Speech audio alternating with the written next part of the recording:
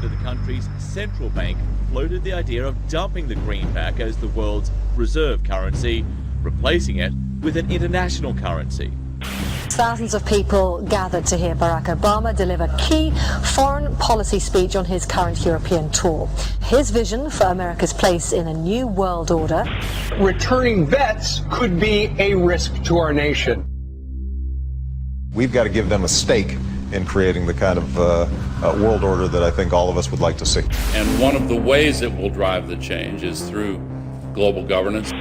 I think a new world order is emerging. This is a hoax and a scam which is designed to transfer wealth and power from the private sector to the government sector and from the government of the United States to a world government. And those people who have been yelling, oh, the UN's going to take over global conspiracy government. theorists. They've been crazy, but now they're right. And who got the money? Hundreds and hundreds of banks. Any bank or that has access to the U.S. Federal Reserve's discount. Tell us who they are. No. You know, financial terrorism. They have the ability to tweak the knob. I am proposing that the Federal Reserve be granted new authority. The ultimate goal of the carbon tax and the cap and trade is to destroy production.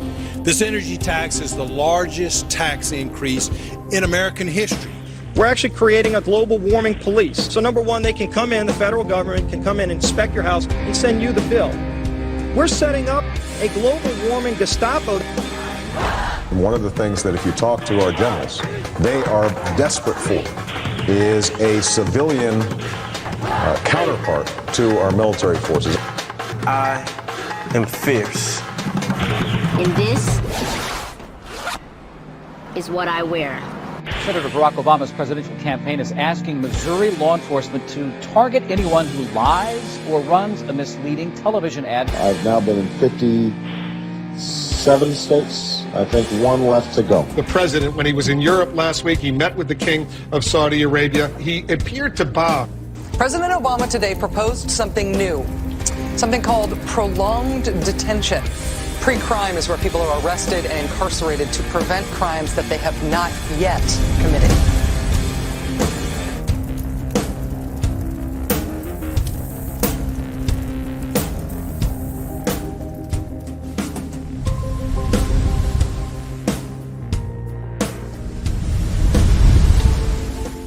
It's the World Wrestling Federation. It's the Washington Wrestling Federation. They put on this show that they're bitter rivalries, you know, villains, and they really don't like each other. But behind closed doors, they buddy up for a drink and make deals.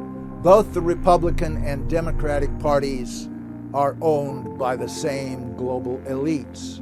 And on issues that matter to those global elites, they act as one.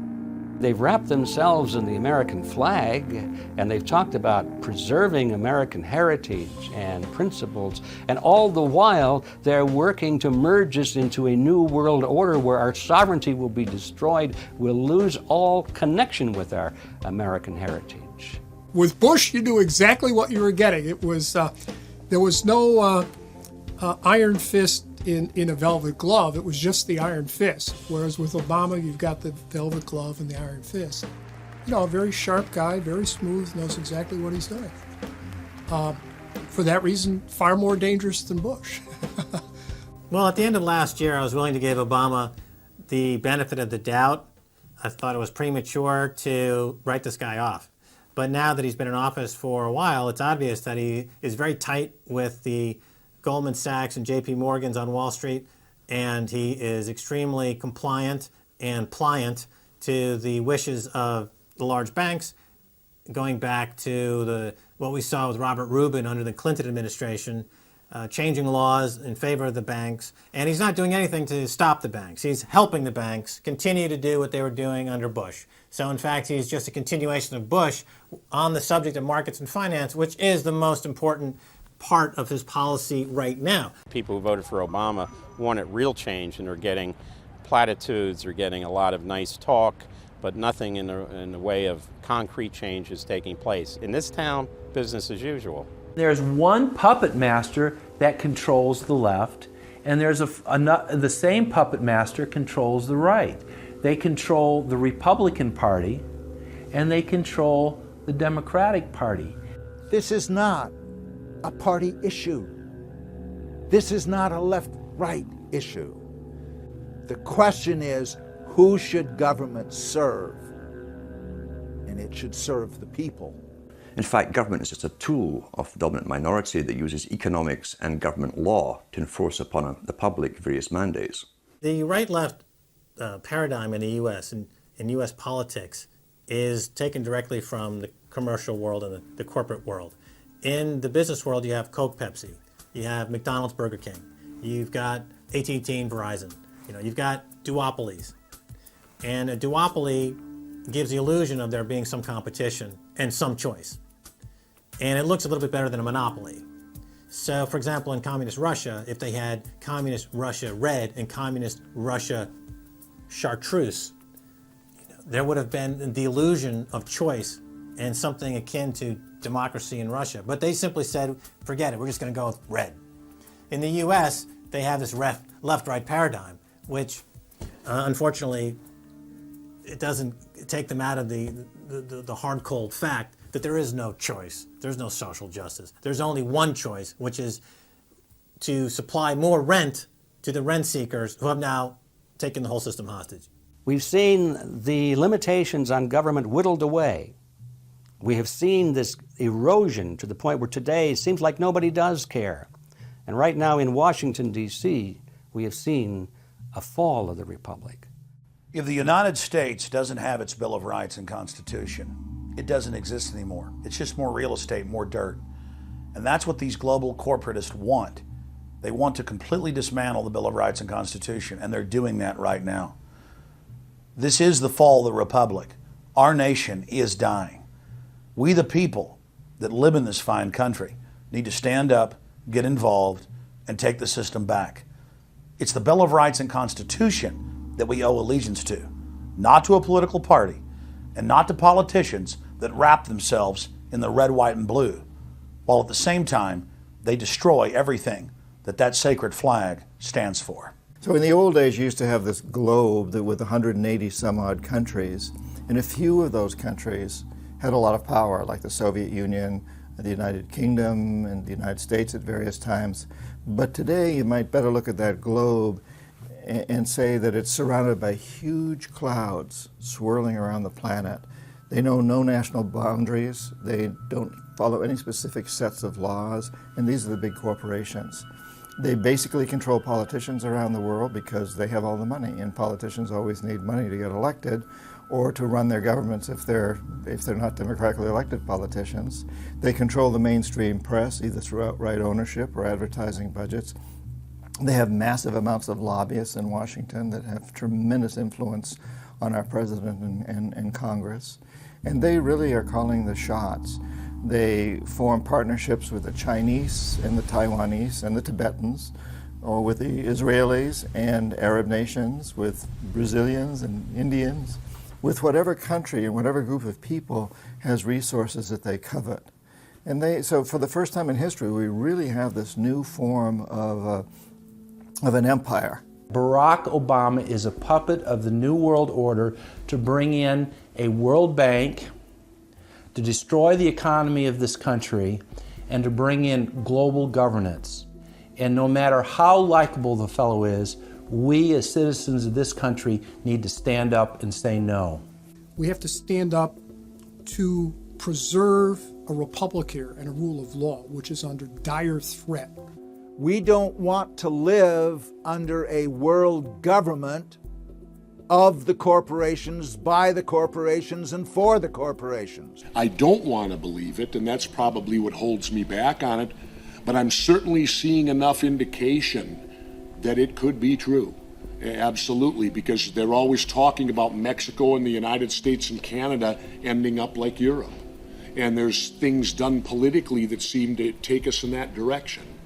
And so I think it's incumbent upon all of us as American citizens to pay attention. This move to world government is not about roses and happiness and peace and a better life. It's about enslavement. They said in their own writings, from the earliest times to the present, the world they're bringing in is to be a world where everyone who is born, or would be allowed to be born, would be born to serve the state. That would be their sole function. That's if they had a job for you to fulfill or a need for you.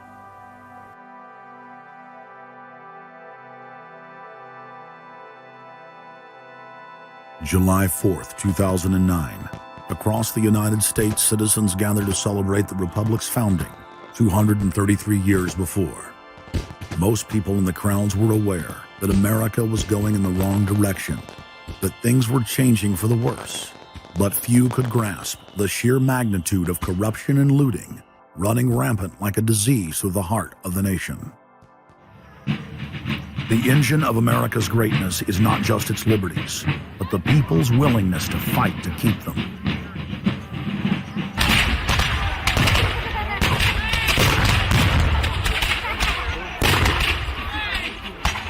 Hundreds of other nations have had much larger populations and greater resources, but have never produced 1/10 of the wealth, science, and art that the United States has. Why? In America, you had an amazing situation because you had the founding fathers who figured out that they could deconstruct the monarchy in such a way and then reproduce it with the three primary branches of government in a way that would create checks and balances and separation of powers. So you could have room, therefore, for individuals to work within the context of a cooperative, which is a democratic system of government, but it would still have enough room for individuals to rise up and become profitable and self-sustaining and rich in the pursuit of happiness without becoming dictatorial. But unfortunately, over the years, since all of those separation of powers have been cut away, and all of the beautiful design by the founding fathers has been co-opted by one corporate entity, one corporate communist entity, you don't have that anymore. So what we have, we're back to where we were before the revolution. You have one monolithic state. For the first 100 years or so of the United States, after the 1700s, when we freed ourselves from British rule, no corporation was given a charter in the United States unless it served the public good. It had to prove that. And then its charter only lasted for 10 years, or sometimes as long as the project to build a bridge or canal or something lasted. But it had to be up for review, and it could only get charters if it was shown that it was serving the public interest. That changed, primarily because John D. Rockefeller kind of bribed Delaware and New Jersey to begin with into accepting a different system where he said, listen, if I pay you lots of money in terms of taxes, etc., I want to be licensed and not have to serve the public good. I want to be able to get around that law. And state after state after state changed at that point. In the United States, our Constitution and Bill of Rights recognizes that individuals have innate freedoms that can never be taken away by any government. For the first time in history, the people were unbound to reach for their full potential, producing and outcompeting every other nation on earth. The rights of free speech, self-defense, private property, due process of law, and many others ignited a revolution in human development that threatened the despotic rule of monarchs and tyrants worldwide. But the corrupt elites had studied history. They knew that great civilizations could only fall from within. And they know from previous experience and history that civilizations come and go and dwindle. They know the reasons why they come and go. Isn't the only hope for the planet that the industrialized civilizations collapse? Isn't it our responsibility to bring that about? Morty Strong, founder of the UN Environment Program, from his opening speech, Rio Earth Summit, 1992. Maurice Strong is the man who said that they would never allow another country to rise up as powerful as America. It will never be allowed to happen again. And he said the best thing we can do is to tear down all the factories, all the top commerce of the United States, and level it and give it back to nature. So that was the advice from this character, who has tremendous power at the United Nations and was picked up and groomed by Rockefeller himself. Over the past decades, since the Kennedy assassination approximately, you've had an ongoing oligarchical transformation of virtually every country in the world. And in the United States, it's taken the form of an oligarchical counter-revolution against the reforms of the 1930s, with the Wall Street interest asserting itself as more and more dominant. And once bankers and oligarchs have power, the things that they do, you could call them a policy. You could call it something like a tropism. It's like the way a plant responds. Naturally, since they're oligarchs, they're going to try to downgrade the standard of living of the vast majority of the population. They're going to claim that the world is overpopulated, that industrialization, industrial pollution, and overpopulation are the main problems that face the world. And they're generally going to try to crush and mortify any kind of popular democracy or mass movements with any kind of progressive content. Nations rise and fall. They knew how debt could never be recuperated. They knew that disease or prolonged war could wipe out the population and the future populations that pay off debt. So these guys all work together. That's why it's no surprise that today you have Lord Rothschild coming out, pushing the latest scam or religion that we must all believe in, which is global warming, which his personal bank, his family's bank in Switzerland, will be in charge of. They've run the system, the whole economic system of the world for the last 250 years. So why shouldn't they also run the economic system for the next few hundred years? The question of a ruling class, oligarchy as a ruling class, is posed by Plato in the Republic, where we find that oligarchy is a constitution full of many evils, where the rich dominate the government by buying it, and the average individual or the poor count for absolutely nothing. Oligarchy is a frame of mind. In other words, if you're a banker, this is already a worldview. It's a world outlook, and it implies the policies that have got us here, right? Malthusian policies, zero growth policies, driving down the standard of living, attempts to wipe out all kinds of mass institutions that might be a countervailing force. This is a scientific dictatorship, which Bertrand Russell said, and the Huxleys said, both Aldous and Julian Huxley said they would bring in the scientifically controlled society. It's not just family planning, which really means abortion and so on. It's global planning, which is literally sterilization and abortion worldwide for the ideal reduced society, and not just across the board, through genetics, through the Genome Project, through the constant IQ testing. Globalization has economically destroyed the world. You've got at least 40 to 50,000 people who die every day worldwide from starvation, malnutrition, and diseases which can be cured for pennies, such as diarrhea. And if you ask one of these Malthusian oligarchs, don't you think that something should be done to raise the standard of living in Africa or South Asia? They'll say, no, we can't do that. That would wound the planet. That would oppress Mother Earth. So that's oligarchy. Class consciousness in this sense is absolutely essential. If you think that bankers are the same as you, you're wrong. F. Scott Fitzgerald once told Hemingway, you know, the rich are different from us. And Hemingway said, yeah, they have more money. And F. Scott Fitzgerald replied, no, it's something much deeper. It's a whole different world. To be an oligarch, to be a Rockefeller or something of this sort, means that you're in a completely different world with values which are the reverse of human values. Now, if you allow the oligarchs to continue to dominate, the destruction of world civilization is a matter of a few decades at the very, very most. So, choose. To force their agenda through, the elites are employing one of their favorite tools, artificial crisis creation, also known as the Hegelian dialectic of problem-reaction-solution. You never want a serious crisis to go to waste. And what I mean by that, it's an opportunity to do things that you think you could not do before. The Earth's ruling elite are first and foremost monopoly men. The founder of the Rockefeller clan summed it up simply when he said, competition is a sin. Rockefeller himself said that competition was a sin. And people quipped at that, thinking it was one of his little jokes. He made many jokes about saving pennies and stuff like this. But in reality, he was telling you a truth, that competition to a man like him, who worked for a much larger organization, competition truly was a sin. And The cartels have been formed ever since, have become much bigger, more powerful cartels which can literally command governments, sometimes to go to war on their behalf, have occurred. The economic crash of 2008 and 2009 was an engineered crisis designed to cripple sovereign nations globally to make way for a world currency and a new bank of the world.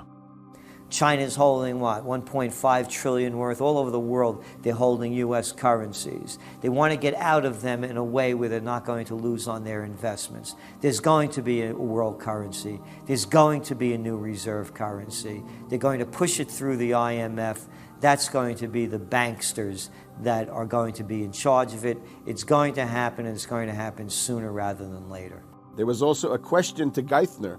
Do you think that the U.S. dollar ought to be replaced? And he blew it. He had a moment of candor where he said, yeah, we're considering that. So on that day, the dollar went down 1% within a couple of minutes. Chinese government proposal about a global currency and about the IMF regulations, the new IMF idea about the general agreements to borrow and having a faster ability to disperse to the emerging markets. As I understand this proposal, it's a proposal designed to increase the use of the IMF's special drawing rights. And we're actually quite open to that suggestion. Timothy Geithner's comment about global currency is not off the table because it's not off the table and it's going to come. The whole world is ready to bail out of bucks. They just want to do it in a way where they're not going to lose on their investments. That's all that's going on. All the people around the world, the Japanese who have $1 trillion, the Chinese who have $1 trillion, the Saudis have $1 trillion, the Europeans something similar, they're all going to dump it at the same time. The rush for the exits. And that will then create hyperinflation.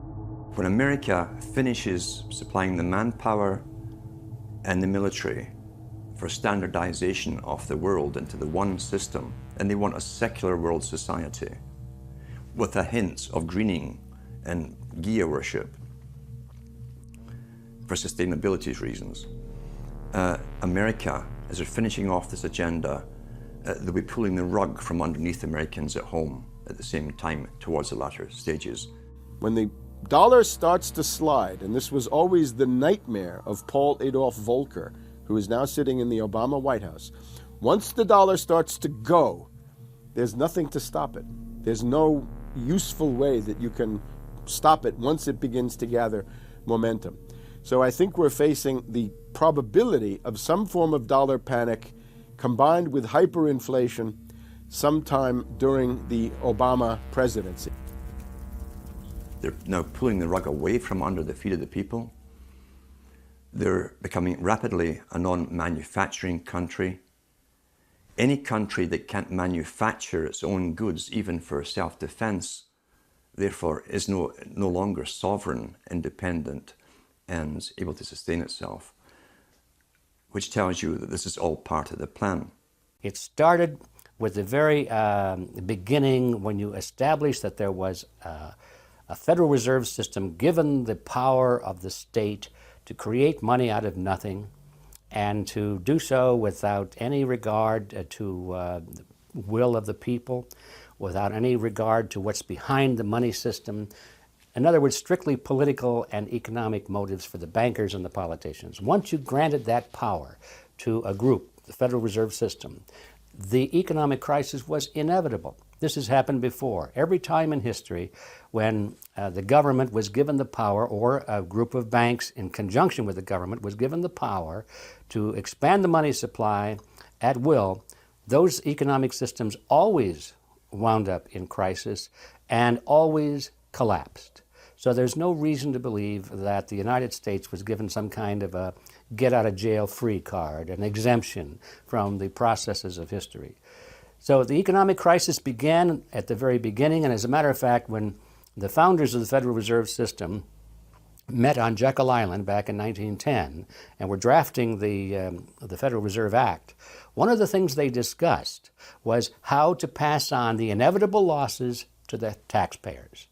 They knew that inevitably something like this would happen, and they knew that there had to be some way to get out of it without destroying the banks, of course, because they were the banks. And they said, aha, we'll go into partnership with the government, we'll take our cartel agreement and pass it into law, call it the Federal Reserve Act, and we'll make the taxpayer come online and be responsible to bail us out if and when the failure finally comes. Who's going to soak up the derivatives? Who's going to soak up the debt? Who's going to be penalized? And right now, it looks like Wall Street's getting bailed out, and the little guy in the middle of Main Street America are all going to pay the penalty. Can the economy be turning around here? Are happy days here again? And can we actually have growth without jobs? Is this an oxymoron, jobless recovery? We're going into the greatest depression. There will be no job growth.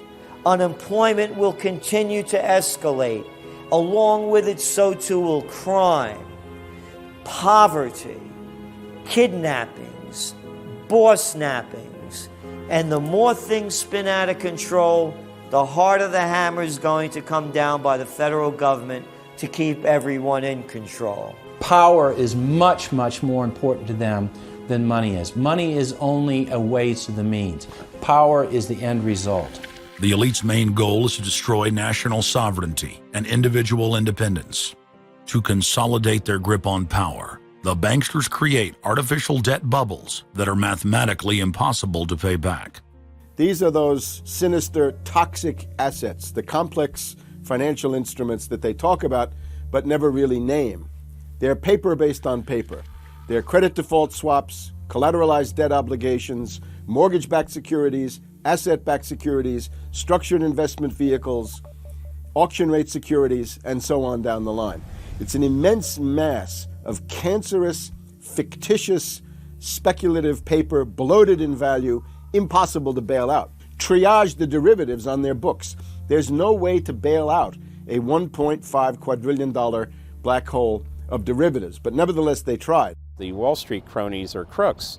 If you leave the vault to the bank open, these people are going to help themselves. The job of the government is to make sure there's somebody there to make sure the vault is closed, and very few people have the combination.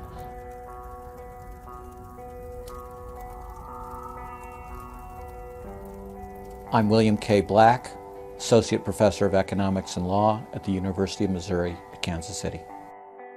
I was a senior regulator in a number of different positions during the heart of the savings and loan crisis. On a staff level, I led the re-regulation of the savings and loan industry. The purpose of regulation and effective criminal prosecution is to make sure that cheaters don't prosper, that honest manufacturers win in competition. The primary driver of the current crisis is accounting control fraud. These are frauds led by the CEOs of the major lending institutions and major banks and institutional buyers of toxic waste product. How did it start? It started with mortgages, particularly non-prime mortgages. In September of 2004, the FBI warned that there was an epidemic of mortgage fraud, their words, and that this epidemic of mortgage fraud would cause an economic crisis at least as large as the savings and loan debacle if it wasn't stopped.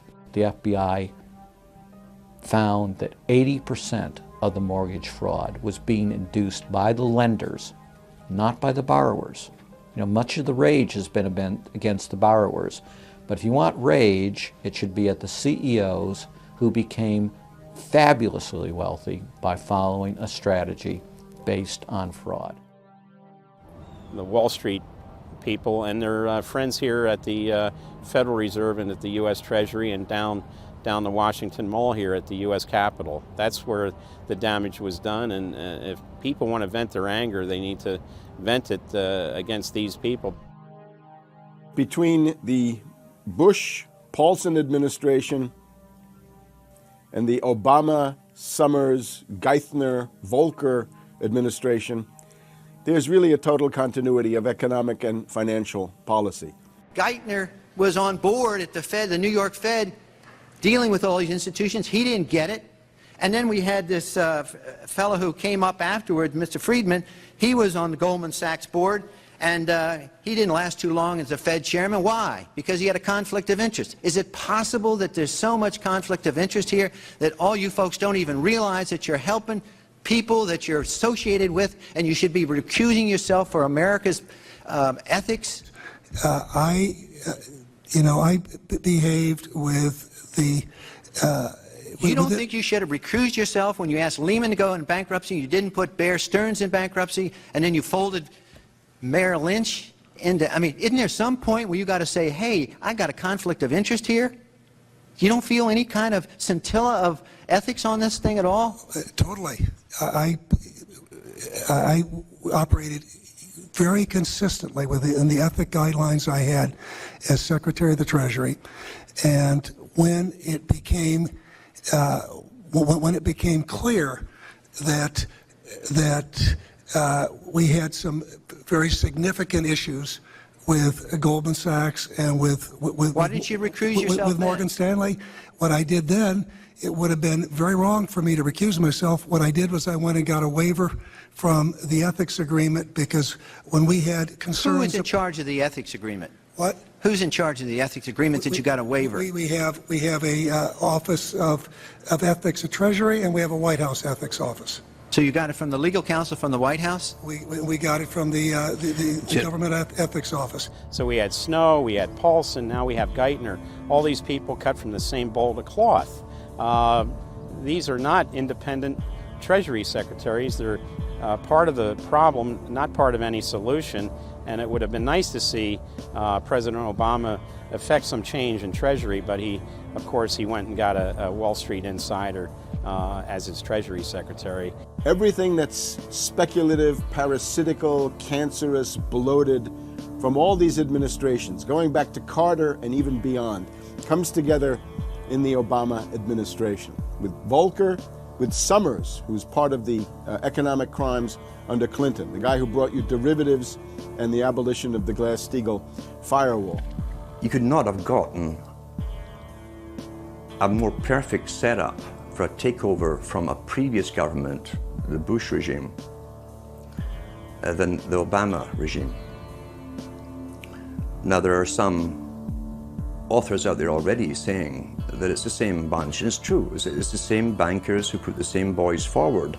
Obama, far from helping the public and giving them something new or giving them more power and say over their own affairs, has actually sided immediately with the bankers who once again have robbed the public blind, and now they must get bailed out by your tax money. Obama does it all with left cover. He makes you think that he's somehow different from Bush, that this is somehow benevolent, that he cares about the poor. And in reality, this is the cruelest hoax and the most bogus sham. Obama is 1,000% devoted to Wall Street interests. When Wall Street says jump, Obama jumps. And again, it's about $30 to $40 for the bankers for every dollar that ever reaches an unemployed person or somebody who's on food stamps or some infrastructure building for highways. The hope with the Obama administration was that it would move us beyond this. But unfortunately, what we're seeing more and more is that Obama has brought in many of the economists who bought into the system in the past. Larry Summers is a very good example. And so many of his economists, many of the people there, you can really almost at this point relate Obama to Hoover, who did something similar in his presidency, as opposed to Franklin Roosevelt, for example, who brought in a very fresh team. So the concern here now is that Obama's falling into this trap of bringing in the same people who put us in the position that we're in today, and other people who buy into the same theories that brought us here, this mutant form of capitalism. presumably what most politicians want to come in is say, hey, the problems of the past, they're due to the old guy, and I'm cleaning house, and I'm going to bring in a new team, and don't blame us for the things we've inherited. Can't say, you know, those policies of the past that came before were insane, because you got the guy that was one of the key architects of those policies. People need to stop having allegiance to their political party. They need to have allegiance to the Bill of Rights, the Constitution, and what has made our republic so special. The basic human rights and dignity that every citizen of this country inherently has. Not because it's some right given to us by government, but because our Bill of Rights, our Constitution, enshrines that these are inalienable rights given to us by God, that we inherently have as sentient, free, conscious beings. But instead, the public cheers on the Republicans as they win, or cheers on the Democrats as they defeat the Republicans. It's an endless, staged, gladiatorial event, special interest own both parties, and they project this false left-right paradigm up as like a movie screen. And behind that, behind the throne, the establishment is able to control our society and engineer it into this high-tech police state. If you try to let the finance oligarchs who created the crisis turn around and say they're the doctors who are going to get you out of the crisis, they will dig you deeper and deeper into the bottomless abyss of world economic depression, financial collapse, and disintegration. The Democrats have really done more to destabilize the American economy and to help the big banks on Wall Street than the Republicans have done. I would imagine that the Republicans know a little bit more about finance and markets enough that when someone like Goldman Sachs asks the Congress to change laws as they did in the 90s to do away with position limits on the futures contracts, the Republicans would have said, no way, that's completely inconsistent with any notion of a fair market. But the Democrats, I have a feeling, are just not financially literate enough to say no. And I think that Goldman has very shrewdly positioned themselves with the Democrats, because the Democrats typically, like many NGOs that I've run into, they seem to have a complete inability to comprehend these issues of markets and finance and how it relates to social justice.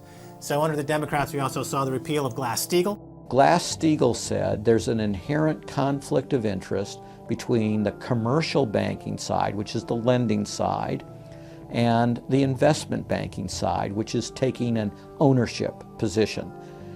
And we have to end this conflict of interest by separating these two entities. You can have investment banks and you can have commercial banks, but they have to be separate. Do you think that the repeal of Glass-Steagall was a tragic mistake? No, I don't think so. You could be a commercial bank like Chase Manhattan, or you could be an investment house like JP Morgan, or a bank like Bank of America, or an investment house like Merrill Lynch. But you couldn't be both. And as the 90s went on, the screaming hyenas of Wall Street were demanding that this prohibition, this regulation, be abolished. This was an illegal and inappropriate form of casino. The derivatives were being used and they were being unregulated, and people were getting 30 to 1, 40 to 1, 50 to 1, and sometimes 100 to 1 profits on the way up. And remember, derivatives are a zero-sum game. So there's nothing there. It's not like a piece of stock in General Electric or Ford or something like that where there's supposed to be some value. Derivatives have no value. But the very people, Summers and Gettner and all the people at Goldman Sachs and JP Morgan who created these things, made not millions or billions, but trillions on the way up. And now that these things are crashing, the very same folks are now put in charge of regulating these things and in charge of the bailout, and they are giving money to the very rascals that created this problem, took the profits. The problem cannot be fixed. And this is on Obama's watch right now. You have so many different schemes and mechanisms at play. It's sort of like after there's a blackout, you know, people in some parts of the country have been known to loot the local stores. You know, they go in, they grab the televisions, and they grab the stereos. And basically that's what the Wall Street gang has done. They've just engaged in this massive looting of money from their own companies and now from the U.S. Treasury. There was a lady called Brooksley Born. She was the head of the Commodity Futures Trading Commission under Clinton. And she said, look, we have these derivatives. Why don't we at least make them reportable so we know how many there are and where they are? And she writes in a biographical account, she said, I picked up the phone and Larry Summers was screaming at me that I was interfering with the wonderful inventiveness and ingenuity of Wall Street and their ability to come up with new financial products, such as these derivatives. Brooksley Born was the chair of the Commodities Future Trading Commission, CFTC, which regulates many financial derivatives. And she said there's a grave danger out there in the form of these credit default swaps. And credit default swaps are an exotic financial derivative, or moderately exotic financial derivative, were sold on a bright, shining lie that they were supposed to make markets more efficient. In fact, they allow utterly insane gambles, and they're really great devices for accounting fraud as well. She actually says, I'm thinking of adopting this regulation. The Clinton administration goes berserk, and in particular Larry Summers, but also Rubin. Now behind Larry Summers, there's another layer. Bob Rubin of Goldman Sachs, the Clinton administration, and Citibank. And he also thought that derivatives were a wonderful thing for the U.S. economy, and he made sure that they were never regulated. Also, we can't forget Alan Greenspan over at the Federal Reserve. Now, you look at Summers, he is sitting in the White House today, making policy for Obama. Summers tells Obama what to do. Summers tells Geithner what to do. He's also got some of his hatchet people in the administration. Mary Shapiro runs the Securities and Exchange Commission. She refuses to ban naked short selling and other market manipulations. You've also got another guy called Gensler over at the Commodity Futures Trading Commission today. He is an acolyte and a supporter of the derivatives bubble. We made the new CFTC chair a guy who had helped to kill Brooksley Born's reform initiatives. And we just did this under the Obama administration. This was a pre-registered, pre-organized, predetermined event. Anybody who knows that if you allow the banks to become unregulated financial institutes with tsunami-like weapons of mass destruction like financial instruments like derivatives, to allow that to run up to levels that are 50, 100, 200 times the gross domestic product with no value. They know that they are taking the profits on going up, but they also know that the end result is the destruction and gutting of this economy.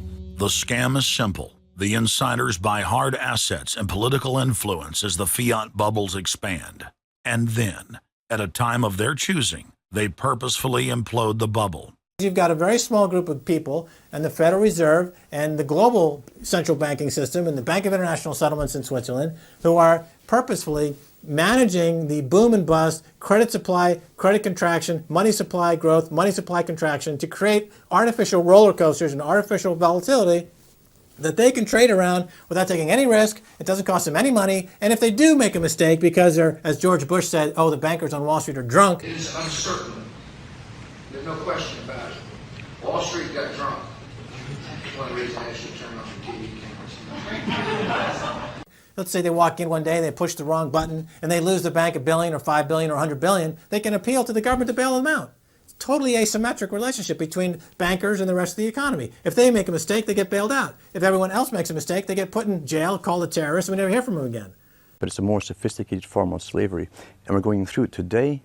We see the taxation is going up all the time with the supposed crash of the banks that was not a happening out of the blue. It was set up for this time. They could have kept it going for another few years if it suited them, and then crashed all the bubbles. But now is the time. As they say in their own writings, now is the time. One of the great benefits of an economic model from an economist standpoint is you can basically get whatever results you want. You can manipulate the inputs to make that happen. And that makes it a very easy tool to use to hoodwink other people. These manufactured, these engineered financial catastrophes are the result of a central banking system that has the ability to add and subtract credit, add and subtract dollars and money at will to create this roller coaster effect. Because unlike most people, the banks are able to make profits as easily on the way down as they can on the way up in any given situation. Volatility is great for banks and professionals. Volatility is not great for the most average people. Their operatives in government and media then hold the economy hostage by issuing the ultimatum: give us unlimited bailout money or the economy dies. What's being used is what I call, to try to get the money, is what I call the suicide threat, where, you know, if anybody has ever seen the movie Blazing Saddle, the sheriff is surrounded by hostile town folks. He takes out his gun, points it at his head and says, you know, don't move or I'll shoot. Well, that's what the big banks are saying. You know, give us unlimited cash or we'll die. And if we die, you'll die because we're too big to fail. It is a false flag attack because Hank Paulson will get up in front of Congress and say, we need $700 billion because that thing, that existential threat, the market is attacking us and we need this handout to fight Mr. Market. Mr. Market is out there. We need to fight Mr. Market. It's an existential threat. Meanwhile, he is Mr. Market. He's the one causing the problems. We had Paulson, a representative of Goldman Sachs who happened to be running the U.S. Treasury, came forward with a hysterical briefing for the Congress saying, we, the Wall Street bankers, demand $700 billion in bailouts. So they say, yes, we'll give you all the money you need. Well, you know, these are arsonists. Paulson, Tim Geithner, Bernanke, they're arsonists. They're asking for more matches. And the Congress is saying, who do we make the check out to? Who do we send these matches to? Who do we send the matches to? Is a ton of matches enough? Can we send you some gasoline to go with those matches? They're like, yes, please. Don't change our management. Don't pay us what assets are worth. Pay us way more than what our assets are really worth. Don't make us use honest accounting. Allow us to lie. We've just, under congressional pressure, changed the accounting rules for the express purpose of making sure that the big banks don't have to report honest losses. The only way they can pass this bill is by creating and sustaining a panic atmosphere. That atmosphere is not justified. Many of us were told in private conversations that if we voted against this bill on Monday, that the sky would fall, the market would drop 2,000 or 3,000 points the first day, another couple thousand the second day, and a few members were even told that there would be martial law in America if we voted no. That's what I call fear-mongering. We have people in the government threatening martial law or things to get their way in the executive branch against Congress. If you put all these signs together, it doesn't look good at all. To the extent we are a democracy, we're sort of a hairbreadth away from a police state. Congress aided the bankers in carrying out the biggest heist in history with the so-called banker bailout of 2008. The bailout money, the $13 trillion or so dollars that have been given to the banks, is sitting on the balance sheet of the banks, and that is incurring interest costs. And that's going to precipitate the need to flush the system with more cash. And at some point, the dam will break, and you're going to have very high inflation. Some predict hyperinflation. You cannot print phantom money out of thin air, backed by nothing, and producing practically nothing without destroying the world economy. So unless we cut out the toxic funds, the toxic elements of this economy, every time we put in money on this bailout, it's just feeding the fire. It's not making things better. What should have happened is that those banks and investment banks should have been seized. They should have been seized by the Federal Deposit Insurance Corporation. Those are zombie banks. The Chase Manhattan, JP Morgan Chase, Bank of America, Citibank, Wells Fargo, Wachovia, so on down the line, to AIG in the insurance realm.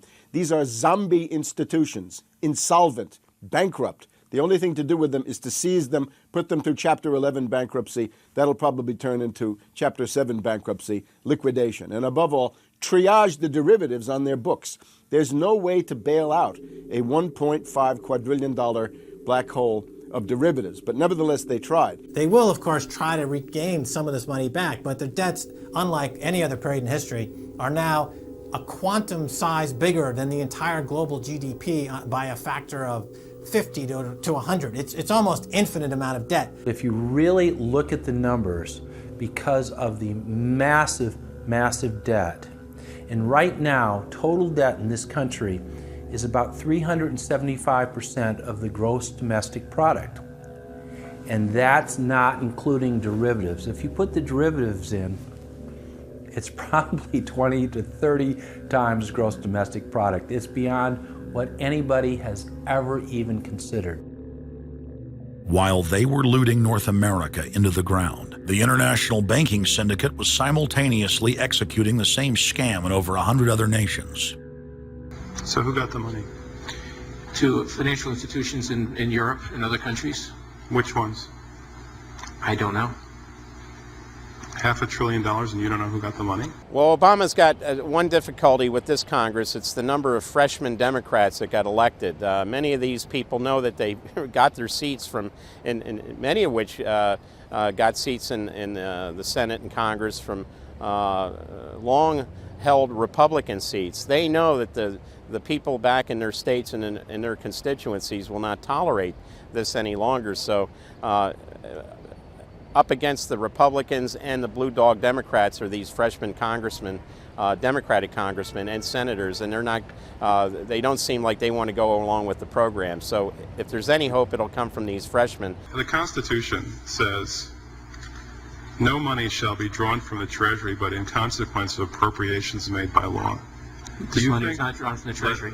Well, let's talk about that. Do you think it's consistent with the spirit of that provision of the Constitution for a group like the FMOC to hand out $500 billion to foreigners without any action by this Congress? Congress approved it in the Federal Reserve Act. When was that? Quite a long time ago. I don't know the exact date. 100 years ago? The original act is 1914, I believe. I don't know whether this provision was in 1914 or not, but the Federal Reserve Act was in 1913.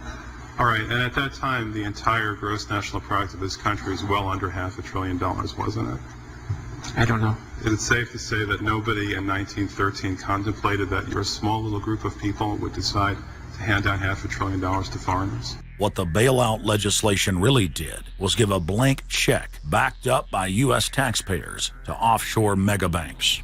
Of course, Congress has oversight. If you read the Constitution, our founders were very clear. Anything to do with taxes and money is put into the hands of both houses of Congress together. Both houses of Congress together must approve it. Because it's a buck, because that's why we fought the revolution. Taxation without representation was part of it. Foreign banks, Société Générale of France, about 10 billion for a French bank. Deutsche Bank of Germany. Did Deutsche Bank need the money? How much did they get from the bailout? Well, they told us they got $12 billion from the bailout. And Barclays Bank of Britain, $10 billion. So you're up to almost $50 billion to bail out a series of foreign banks that were derivatives counterparties of AIG, plus Goldman Sachs. This is the biggest swindle, not only in the history of the United States, this is the biggest swindle and transfer of wealth in the history of the Western countries. And we've seen all these cronies from Wall Street with the combination to the vaults around the country, and they've just looted the Treasury and the banks and the securities industry dry. This is by probably an order of magnitude the biggest fraud in history. Over the next 10 months, $23.7 trillion was stolen from the U.S. Treasury. The gentleman from North Carolina, Mr. McHenry. Thank you, Mr. Chairman. And the tune of $23.7 trillion worth of taxpayer exposure for the bailouts is quite striking. The calculation right now is that with Obama, we've got $24 trillion as a line of credit available only to Wall Street banks, insurance companies, credit cards, mutual fund companies, and others, but only financial institutions. $24 trillion of money from the Federal Reserve, from the Federal Deposit Insurance Corporation, and from the Treasury in the form of the bailout of October 2008.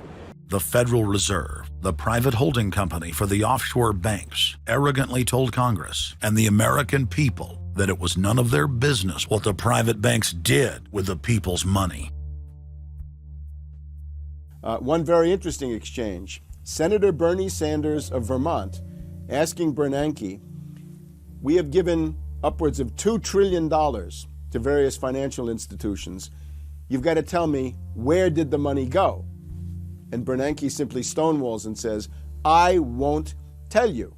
And who got the money? Hundreds and hundreds of banks. Any bank or that has access to the U.S. Federal Reserve's discount. You tell us who they are. No.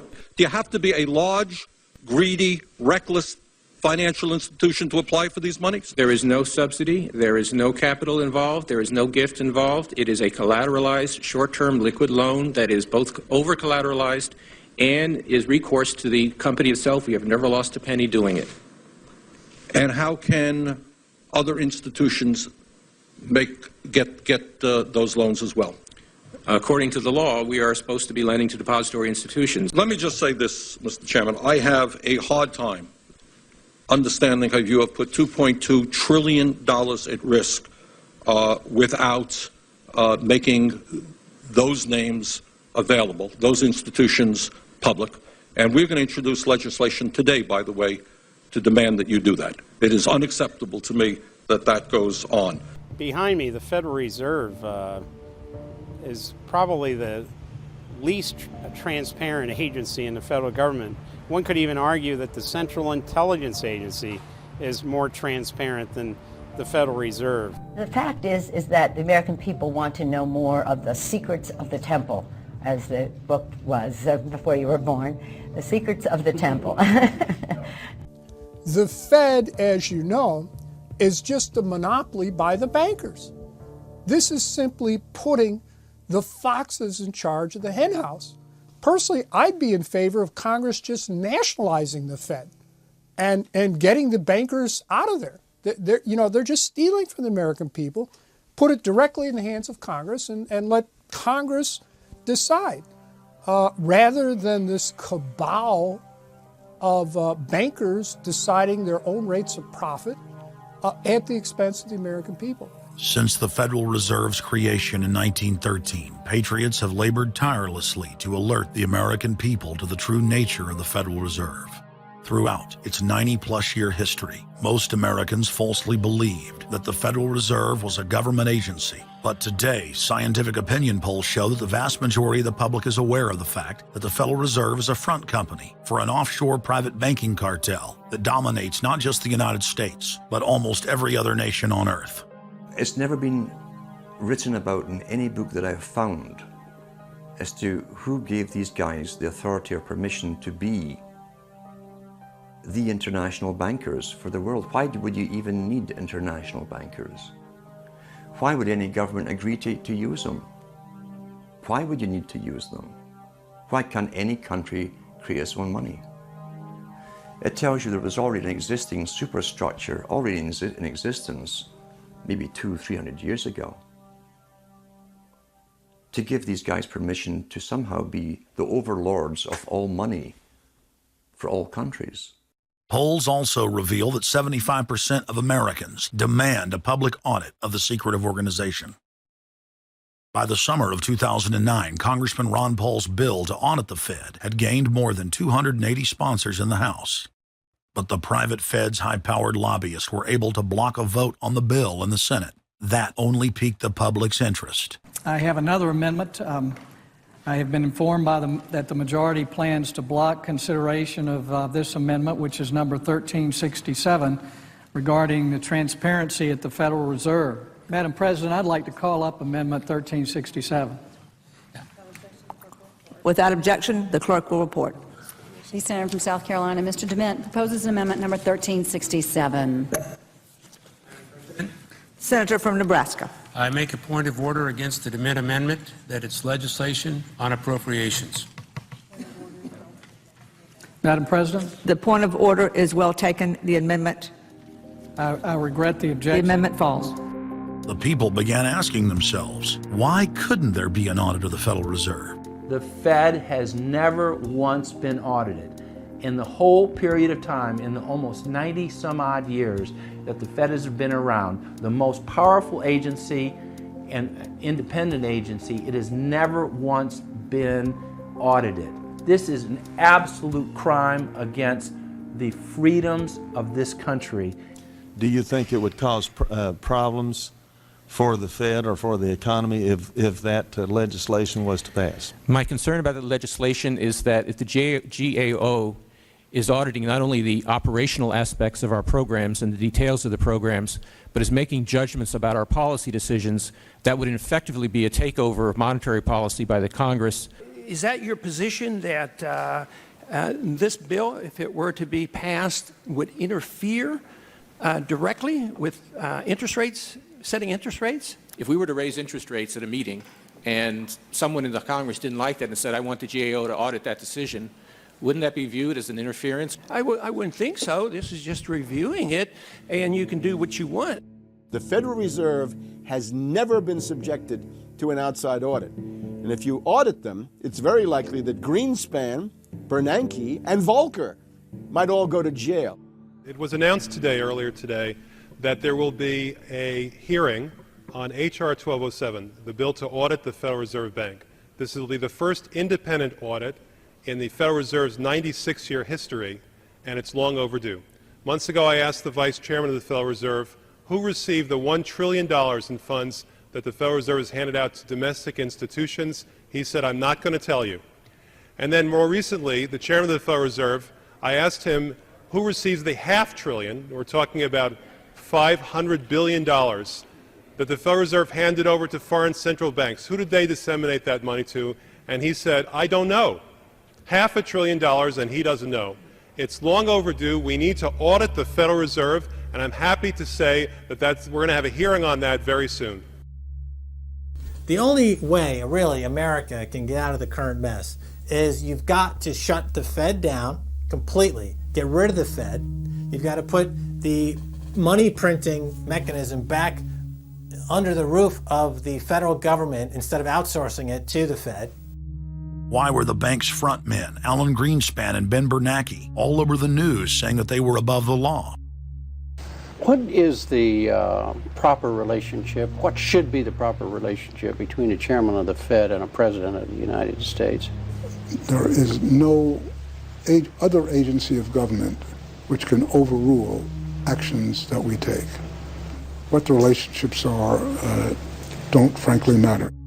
A grassroots movement demanding that the private Federal Reserve be nationalized exploded in size across the country. The momentum had shifted. Now the arrogant central bankers were the ones running scared. They had planned to use their stage crisis to bring in an all-powerful central bank of the world. Immediately, every country goes into action at the same time. The International Monetary Fund is mentioned at the G20 meeting. They say that it must be brought to its full power, and we need a Bretton Woods Part 2 for world taxation. What is global government? For decades, the media denied it existed. But now they're saying, oh yes, there's going to be a global government, a new bank of the world, and we're going to pay our carbon taxes to it. What is it? It's nothing more than a private, hostile, corporate takeover of every sovereign nation on earth. And then when you look at the philosophy of these global corporate chieftains, it is one of domination of the poor, domination of the population. It is a view that human life just isn't cheap. No, human life is a negative. And so no matter what they do, they have the rationale that it's in the greater interest to get rid of more human lives. They are so arrogant and they're so sure of themselves, they're saying, yes, we created the European Union, we created the Euro, and this is from the people of the Bilderberg. We are going to create a world bank. We're going to create a world government. They're saying it out loud and clearly. Suddenly, across the planet, their regional front banks had been identified by sovereign populations as the illegitimate shadow governments that they are. The controllers had moved too quickly and revealed their hand. Populations around the globe were seeing through the establishment's facade, past the puppet governments, and to the global architects that were pulling their strings. Where are the American people? Why have they lost their dignity? What is stopping them from speaking out? Why have they become little mice that follow Pied Pipers? How can they look up to these pathetic politicians? Go sit down. I have a question for this young man. He has the right to be represented. I'm his father, and I want to talk to you face to face. Why not a lobbyist with all kind of money to stuff in your pocket so that you can cheat the citizens of this country? So I'll leave, and you can do whatever the hell you please to do. One day God's gonna stand before you, and he's gonna judge you and the rest of your damn cronies up on the hill. And then you will get your just desserts. As the public begins to awaken to the fact that Barack Obama has cold-bloodedly betrayed the pledges he made to the American people, the establishment media and Democratic leaders have invoked the tactic of divide and conquer. I think they're astroturf. You be the judge of carrying swastikas and symbols like that to a town meeting on health care. An overwhelming portion of the intensely demonstrated animosity toward President Barack Obama is based on the fact that he is a black man. Desperate to ram their agenda through, they have played the race and class cards. You start to wonder whether, in fact, the word socialist is becoming a code word, whether or not socialist is becoming the new N-word. When I heard people going after the First Lady and the number of staff people they have, it sounds racist to me. It is essential that the establishment play the population off against each other, along the lines of Republican, Democrat, liberal, conservative, black and white. As long as the people are fighting with each other, they can never get together and remove the corporate dictatorship that has criminally seized power through the national security state. Just as George W. Bush betrayed his foolish followers, so must Obama, because his only allegiance is to his offshore masters. President Obama today nominated Ben Bernanke for a second four-year term as Federal Reserve Chairman. The president called his actions on the global financial crisis bold and out of the box. As an expert on the causes of the Great Depression, I'm sure Ben never imagined that he would be part of a team responsible for preventing another. But because of his background, his temperament, his courage, and his creativity, that's exactly what he has helped to achieve. And that is why I am reappointing him to another term as Chairman of the Federal Reserve. So Obama has made it quite clear by his actions, never mind his words, his actions, as to who owns him, who he works for, and who he serves. And it's not the American people. It is so obvious to anyone paying attention that the President of the United States is not the real person in control. Whether it is Gerald Ford or Jimmy Carter or Ronald Reagan or Clinton or Bush or Bush, Obama is no different, and to think that he is an independent figure is just crazy. And as Franklin Delano Roosevelt said, presidents are selected, they are not elected. Obama pledged that he would end NAFTA and GATT, and has since fought to expand both of them. Obama promised that he would have the most transparent administration ever, And he is already more secretive than Bush and Cheney ever were, even making it a secret who visits the White House. I can make a firm pledge. If your family earns less than $250,000 a year, if you make less than $250,000 a year, if you are a family making less than $250,000 a year, you will not see your taxes increased a single dime. You will not see your taxes go up. You will not see your taxes increase one single dime. Not your capital gains tax, not your payroll tax, not your income tax, no taxes. Not your income tax, not your payroll tax, not your capital gains taxes, not any of your taxes. Not your payroll tax, not your capital gains tax, not your income tax, no tax. Your taxes will not go up, because the last thing you need is higher taxes when we're in a recession like this, and you won't get one under an Obama administration. Obama made the centerpiece of his campaign the pledge that taxes would not be raised on anyone making under $125,000 a year. He has since gone back on that promise as well and has proposed new taxes on payroll, energy, home mortgage deductions, and scores of other taxes. He made a pledge. He said, I'm not going to raise taxes on anyone making under $250,000. Is that pledge still active? We are going to let the process work its way through it. So it's not. So it's not. So it's not. We're going to let the process work its way through it. All right?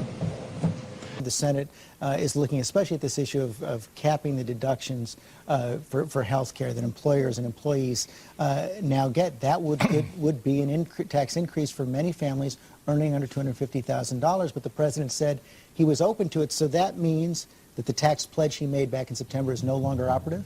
Obama said he was going to abolish the Patriot Act. He now vigorously defends it. We saw the same type of flip-flop when it came to warrantless wiretapping of the American people. Look what Obama's done with wiretapping, surveillance. He's brought it to heights even beyond what George Bush, the disgusting levels that he brought it to. So we have more surveillance. Now they're talking about, what is it called, Cybercom, the new Pentagon secret cyber society that's going to be watching over us to get those terrorists. We got to get those terrorists. So now they'll be invading our privacy even more. So, I mean, it really almost makes you ask the question, would it have been better if we never invented the internet and had to use paper and pencil or whatever? Now Obama is setting up the Cybersecurity Command, which the government admits completely ends the Fourth Amendment and allows President Obama to shut off the internet in the United States whenever he wishes. Indeed, in today's world, acts of terror could come not only from a few extremists in suicide vests, but from a few keystrokes on the computer, a weapon of mass disruption. As part of the new single national security staff announced this week, I'm creating a new office here at the White House that will be led by the cybersecurity coordinator. This new control grid is administered by the Pentagon. They just want to keep tabs on us. So we're turning into a surveillance, wiretapped government state. The government is taking more and more control over our lives.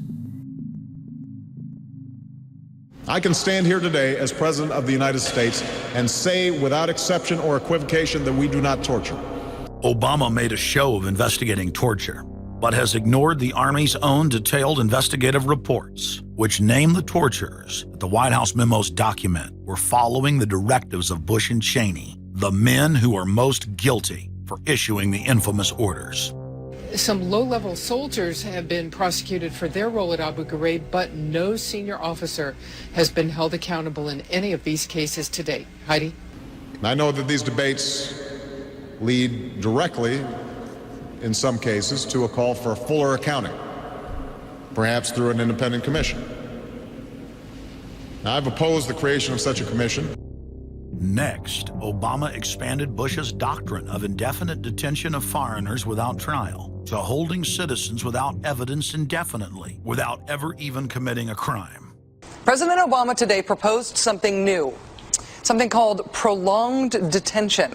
Pre-crime is where people are arrested and incarcerated to prevent crimes that they have not yet committed. Barack H. Obama, who ran as an anti-war candidate, has continued the war in Iraq, massively expanded the war in Afghanistan, and unleashed a new conflict in Pakistan. Now Obama is promoting the biggest defense budget in history, dwarfing George Bush's war machine. What George Bush has been trying to do as part of his effort to accumulate more power in the presidency is he's been saying, well, I can basically change what Congress passed by attaching a letter saying, I don't agree with this part or I don't agree with that part. I'm going to choose to interpret it this way or that way. That's not part of his power. But this is part of the whole theory of George Bush, that he can make laws as he's going along. I disagree with that. I taught the Constitution for 10 years. I believe in the Constitution, and I will obey the Constitution of the United States. We're not going to use signing statements as a way of doing an end run around Congress. All right? Obama guaranteed that once president, he would stop the unconstitutional practice of issuing signing statements, through which the executive branch illegally usurps the legislative power of Congress. Congressman Kucinich, when he introduced his 60 articles of impeachment against Bush Jr., I think one was the signing statements. The form of the resolution is as follows. A resolution, articles of impeachment of George Bush, President of the United States. Resolved, that President George W. Bush be impeached for high crimes and misdemeanors. Article 26, announcing the intent to violate laws with signing statements, and in violation of his constitutional duty under Article 2, Section 3 of the Constitution, to take care that the laws be faithfully executed, has used signing statements to claim the right to violate acts of Congress even before he signs those acts into law. Same analysis would apply to Obama, and a fortiori because he taught constitutional law. He knows better. He's a lawyer licensed to practice law, who, as I am, who took an oath when he was licensed to uphold the Constitution and laws of the United States of America. With his signature on the spending bill also came Obama's first signing statement, a presidential declaration freeing him from following some of the bill's contents. I believe in the Constitution, and I will obey the Constitution of the United States. We're not going to use signing statements as a way of doing an end run around Congress. All right? He also promised that he would call on Congress to take at least 5 days to read new legislation before it was voted on. When there's a bill that ends up on my desk as president, you, the public, will have 5 days to look online and find out what's in it before I sign it, so that you know what your government's doing. But from his first day in power, he has aggressively pressured Congress to quickly pass bills before lawmakers and the public even have a chance to see them. Will state his parliamentary inquiry. Madam Speaker, in order to try to figure out what we're doing, how much damage to the country, I tried to get a copy of the bill. We have out here on the table 2454 that has 1,090 pages in it, but I've understood since debate in here that there's another 300 pages that were added in the middle of the night. My inquiry is, how do I get a copy of the other 300 pages that people on here on the floor hadn't had a chance to read or see? Where do we get that before we cram this down on the American people? Is there somewhere physically in the House of Representatives a copy of what we're voting on?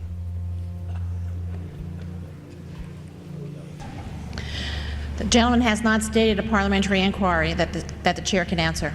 Mr. Speaker, I have to say that I am outraged. Here we are getting ready to vote on a piece of legislation, and we haven't even seen 300 pieces of this legislation. No one can even find the bill or even knows where it's at.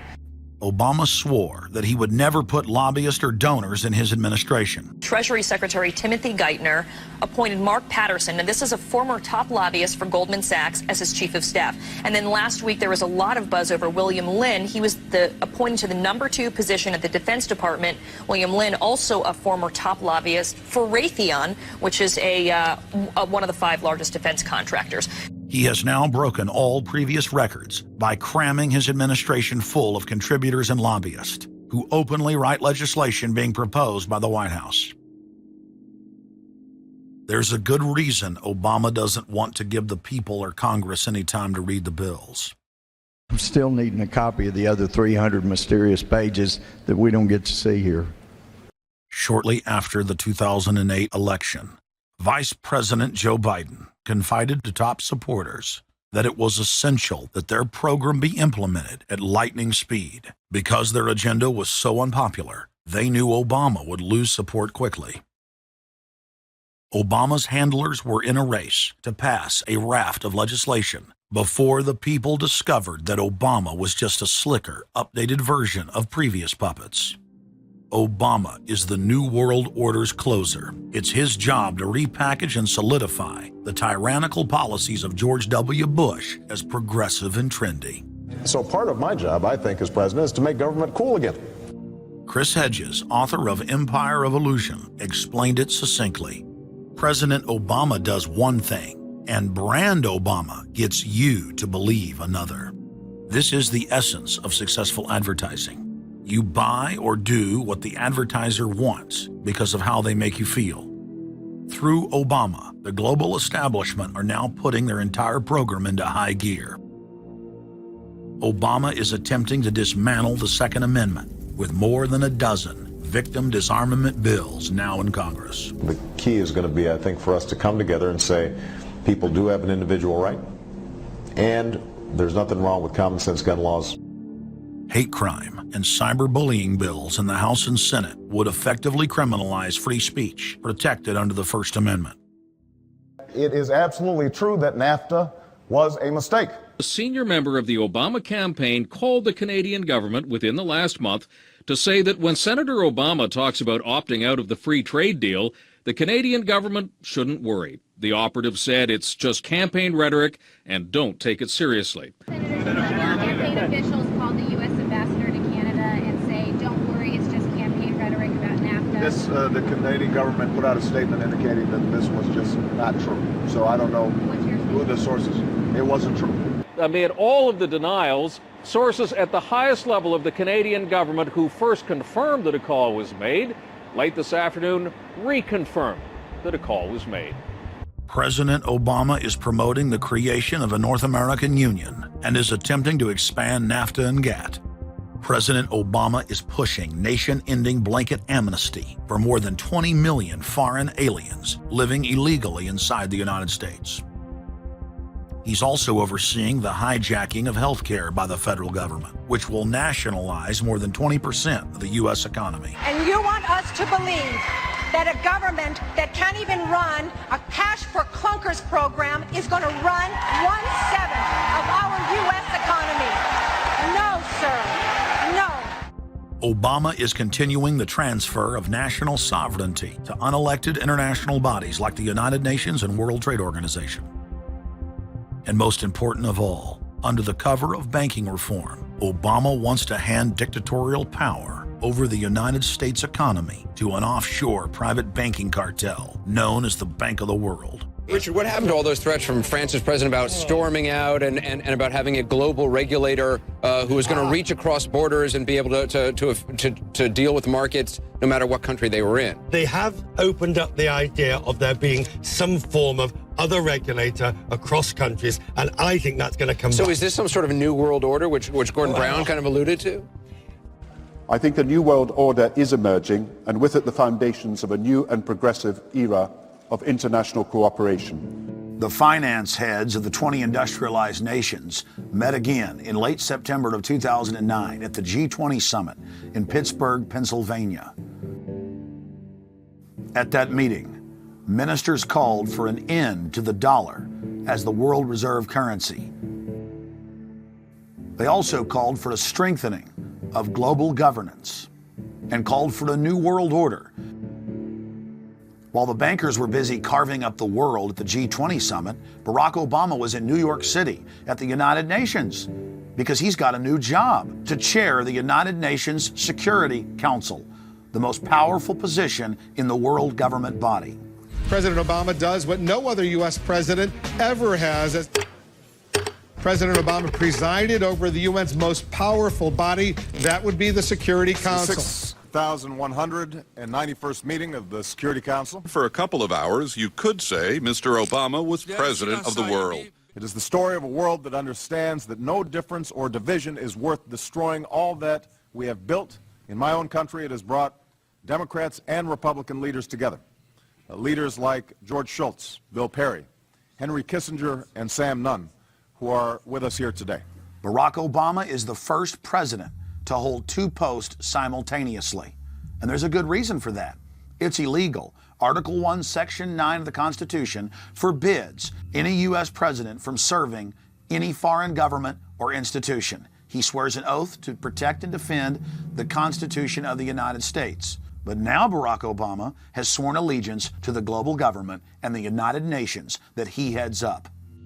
Let that sink in real good.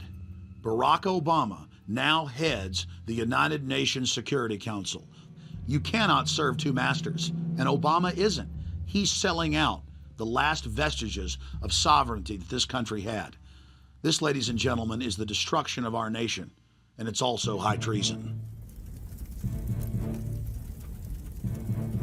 Obama's lies are obvious and out in the open.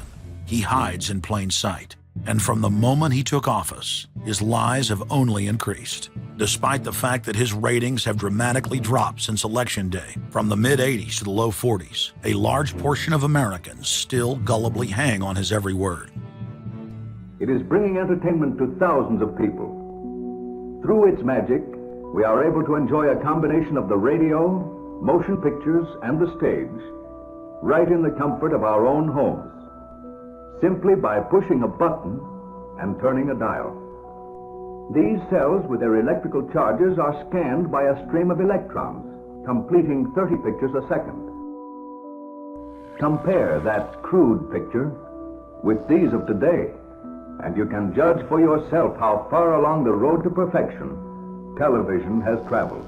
Most people still today think that all entertainment to do with movies, drama, is therefore nothing more than their entertainment. It never ever was that case. Of course, television can't perform such miracles as this, yet.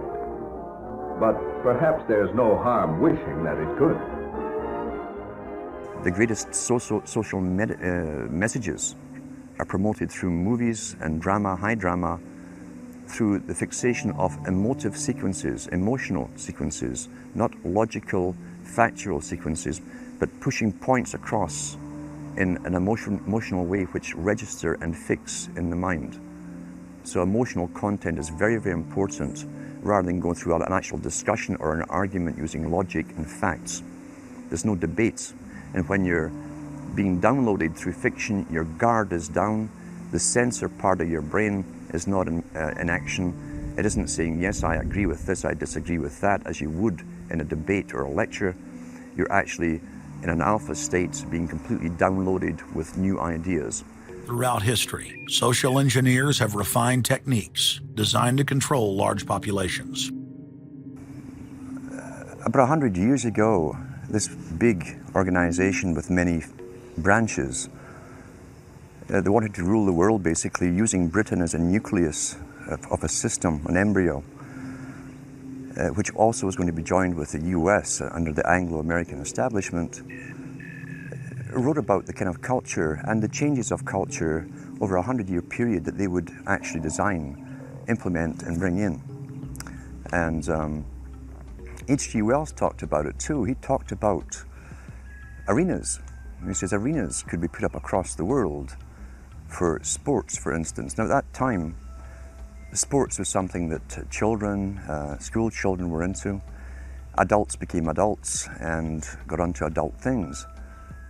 So it was unimaginable at the time that people could actually believe that There was even a need for adult sports and entertainment, never mind having arenas built across the world. But he said we can do this and foist basically a sports culture for the males. Using a tribal system, we're all tribal to an extent. That's why we even bother to vote for a tribal leader. This is well understood. That's why we're supplied with these leaders. And because the average man was to become more disengaged from his own destiny as the expert class arose, it was decided that the males would get their outlet basically, gradually becoming helpless as males through sports. Therefore they'd have a tribal team they could identify with, they could cheer them on as they were winning. In their own personal lives, they were getting nowhere. They were getting disenfranchised in a sense as experts took over decision-making for them in all kinds of fields. So this was psychology at use, planned before they even implemented the sports. When radio came along, of course, they used that to the maximum. Sports for the men, soaps basically for the women. And then in came television, as I say, with its alpha state, its hypnotic state. And sure enough, around the 1960s, really, 50s and 60s, it took off. It really, really took off. And men became glued on Saturday nights to the sports shows. A culture industry, which is called by its own the culture industry. The Soviet Union had a department called the culture industry. Their actors and directors were called the cultural leaders, because they would, like a computer, people are like computers, all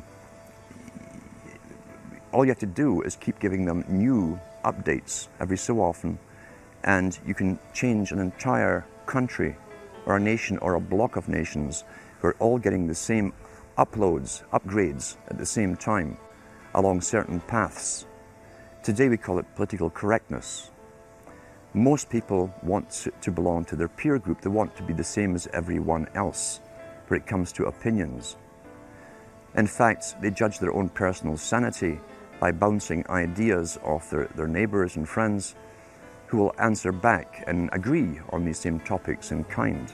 It doesn't matter if the topics or what you're given are facts or utter nonsense, as long as everyone agrees at the same time, you'll say, well, I'm sane, and your friends will all agree because they've had the same information given to them. But they've been programmed, and I'm sad because I know that it's hard for people like that to take an interest, a serious interest in world affairs, to take a serious interest in what their elected officials are doing. And they're not going to be really inclined to study or discover the deception that's being used against them. And so I'm sad because I see all of that in a flash in my mind as being an indication of how easy it is for the masses to be manipulated. The scientific dictatorship understands what makes human beings tick. They understand our psychology. They've studied it, and they're using it against us. But the minute the public awakens to the fact that there is an agenda to manipulate them, and the second the public realizes that they are being conditioned and controlled, the establishment begins to lose that edge they've got over people. So all I ask viewers to do is to think for themselves and to study public relations, to study advertising, to study propaganda, and to realize how much of it is out there in their daily lives. And then make the decision for yourself. I just want people to think on their own and to not have their decisions and their thoughts and their ideas pre-packaged and basically downloaded into them. If it's on TV and a famous face says something, then it must be true. He doesn't have to show you facts or anything else.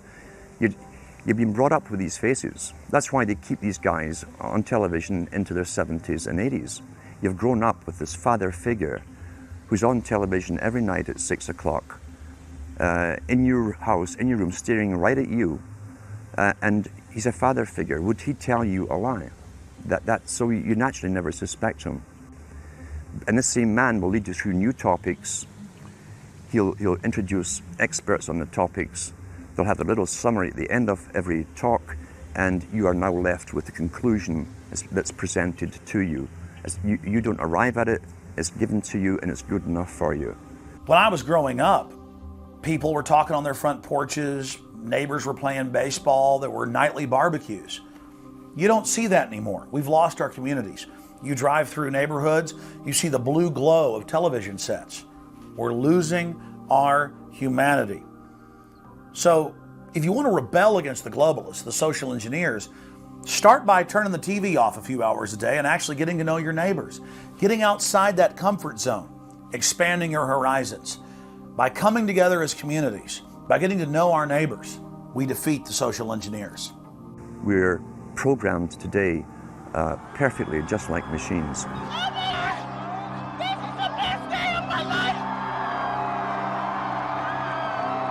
We tie this in with the Brzezinski. Brzezinski said in 2 Ages, now this guy was way up with the NSA. He's a master geopolitician. He admits he works in 20, 50-year periods to do with geopolitics in other countries. But he said himself, the public will shortly be unable to think or reason for themselves. It was meaning by the form of information that was given to them, the type, the formulas that were in use then in the 1970s. He says, eventually they'll be unable to think or reason for themselves. And eventually, he said, they will expect the media to do all their thinking and reasoning for them. Well, that's happened today. That's why people today can't think outside of the programming from television. Zbigniew Brzezinski, Obama's main foreign policy advisor, talks about how a cult of personality can be artificially manufactured to influence the masses. In the first months of my administration, to pull our economy... Oh, goodness. Sorry about that, guys. To pull our economy back from the brink, including the largest and most sweeping economic recovery plan in our nation's history. We're gullible, but we're also willingly gullible. We want a human being, a big daddy, to come along and make everything right for us. And as long as we believe that, we'll always basically get shafted. In addition to John, sorry, I just noticed that I jumped the gun here. Go ahead and move it up. I'd already introduced all you guys. It's the presidential reality show. But when it became an Oprah production, it became slick. You don't have a president, you have an actor. They say that politics is show business for ugly people. You got it. What am I going to tell the president when I tell him his teleprompter is broken? What will he do then? It's Obama's role to front for the international banking syndicate and to take all the heat for their unpopular agenda. It's his job to convince the American people that the buck actually stops at the White House. In Brzezinski's book, Between Two Ages, is that eventually we shall put presidents in who will have personality cults. We shall create massive personality cults for these people through the same techniques as Hollywood has used. Obama is that man today. The globalists, who know that Obama is going to promote their plan, want to make him such a superhero that nobody will question what he's doing. They'll be so preoccupied with who he is, or where he is, or what he's saying, or what he's wearing, or something like that. The idea of making him into a celebrity is very valuable because that way people are less inclined to ask, what is he doing? So that's very useful to these people. Similar plans of social control have been continuously carried out by operatives of the Ford Foundation, who Obama has worked for over the last 30 years. Many of the strategies used to control populations were originally developed by Edward Bernays, who coined the phrase public relations. Bernays said that if you manufacture an authoritative figure who repeats the same messages over and over, that this will appeal to the masses' subconscious desires. Yes, we can. The unwashed masses will helplessly follow the leader and go along with any message they spout. Yes, we can. Yes, we can. We shall overcome. Yes, we can. we will respond with that timeless creed that sums up the spirit of a people. Yes, we can. Thank you. Today, these exact techniques are being used with devastating effect against the general population. Obama is the latest version of 21st century mass mind control. The psych warfare engineers are counting on Obama to finish the plan they began decades ago. Beyond their plans to devastate the economy for global consolidation, a new international framework of draconian law is being constructed to establish a system of neo-feudalistic serfdom. Remember, it was Bill Clinton who gave us NAFTA. And it was Al Gore, the hero of the environmental movement, who was the hatchet man for the Clinton administration to cram NAFTA down the throats of a reluctant Congress. Now, this is a good deal for our country, Larry, and let me explain why. Al Gore, who carried the ball for NAFTA and GATT, is now one of the top standard bearers for the elite's agenda. I didn't interrupt you. Okay, now, guys. Now maybe it just... Is this... NAFTA. Why? Huge numbers of manufacturing jobs left Canada, came into the United States because of a 15% wage differential. We pay our workers less in Canada. Now, when you've got a 7-to-1 wage differential between the United States and Mexico, you will hear the giant sucking sound. No, there's a political lesson, there's a business lesson. Sorry. He serves as the front man for the carbon tax cap and trade scheme, which will not only increase taxes on every American, but will also transfer our national sovereignty and rights to a tyrannical world government, all in the name of saving the earth.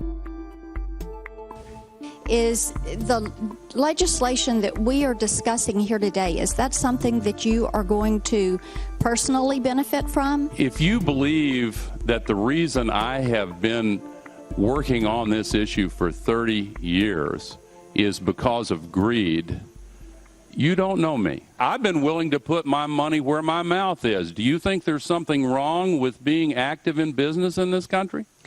I am simply asking for clarification. I'm proud of the it. Relationship. I'm proud of it. My name's Dr. Tim Ball. I'm a climatologist. I have a PhD in climatology from the Queen Mary College, the University of London, England. And I've been studying climate both with my 9 years in the Canadian Air Force, where it was essential to flying, and then after that at the university. So it's essentially been the whole theme of my career. Initially called climate skeptics. I said, but all scientists are skeptics. If you're not a skeptic, you're not a scientist. And then when that didn't work, then they came out with the charge that we were climate change deniers. And I remember when I was first called a denier, and it was in the Times of London and England. And of course, the word denier was clearly deliberately chosen because of the Holocaust connotations of that term. So it was not only a charge that you were ignoring the truth, but you were doing it in a very evil way. And of course, I laugh about that now because my whole career has been anything but a climate change denier. I've spent my career trying to educate people to how much climate changes naturally. So I'm anything but a denier, but of course that is part of the politics. Under the Nazis, there was something called race science. They had a lunatic theory of eugenics, the Aryan heritage, and all the rest of this. Absolute crackpot pseudoscience. There was no empirical measure or empirical test for the validity of those theories. They simply asserted them, and if you were a professor who stood up to them, then the Gestapo would come and take you away.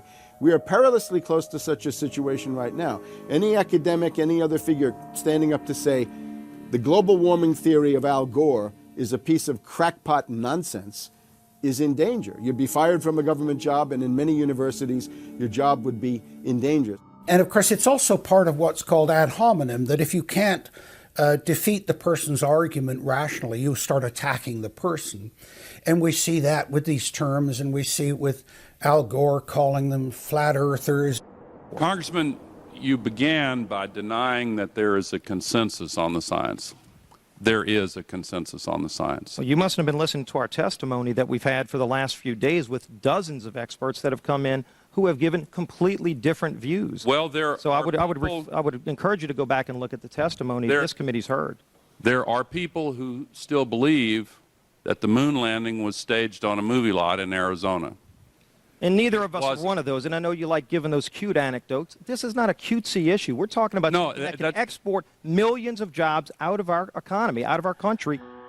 Richard Lindzen, an MIT professor of atmospheric physics, said it many years ago when he said the consensus was reached before the research had even begun. And then scientists like myself that stood up and said, hold on a minute, I got problems with it. Oh, paid by the oil companies. Don't trust that guy. What the international scientific community is saying is correct. There is no legitimate basis for denying it. Now, you hear the consensus argument. Well, the majority of scientists. What they're always talking about is, and originally the IPCC was about 3,600 scientists, it's now down to 2,500. That's the people they're talking about. But when you look at it, most of them are bureaucrats. They're not scientists at all. And very, very few of them are actual climate experts. Now, the consequences of that, and whether that's because of man-made CO2, I think are debatable. If CO2 is not causing the climate change, what is? What are the major driving factors? And so they're essentially the ones that are left out by the Intergovernmental Panel on Climate Change. It's unbelievable to me that they can come out and ignore the sun. I mean, everybody knows the sun goes in, it gets cool. You notice that, right? You have an eclipse, the temperature drops, and the birds start to get excited and so on. And when you look at the seasonal changes with the sun, how you can suggest that the sun is not a factor is really quite remarkable. Giving us false scientific information is not going to clean up our environment. Speaking with a lot of promises and innuendo is not going to help clean up our environment. The globalists have co-opted the environmental movement. There are a lot of real environmental problems we face, like genetic engineering, where they're splicing plants, animals, insects, you name it. Toxic waste dumping in the ocean. No one wants to breathe bad air or drink toxic water. But the global carbon tax has nothing to do with that. It's a tax literally on breathing. Go out on the street or talk to your friends, your neighbors. Ask them, hey, should we ban dihydrogen monoxide? It's bad for the environment. The average person will sign your petition calling for the banning of water. That's right. Dihydrogen monoxide is water. It's the same thing with table salt, sodium chloride. And that's exactly what the establishment is doing with carbon dioxide. Ooh, dioxide. It has this scary sounding name.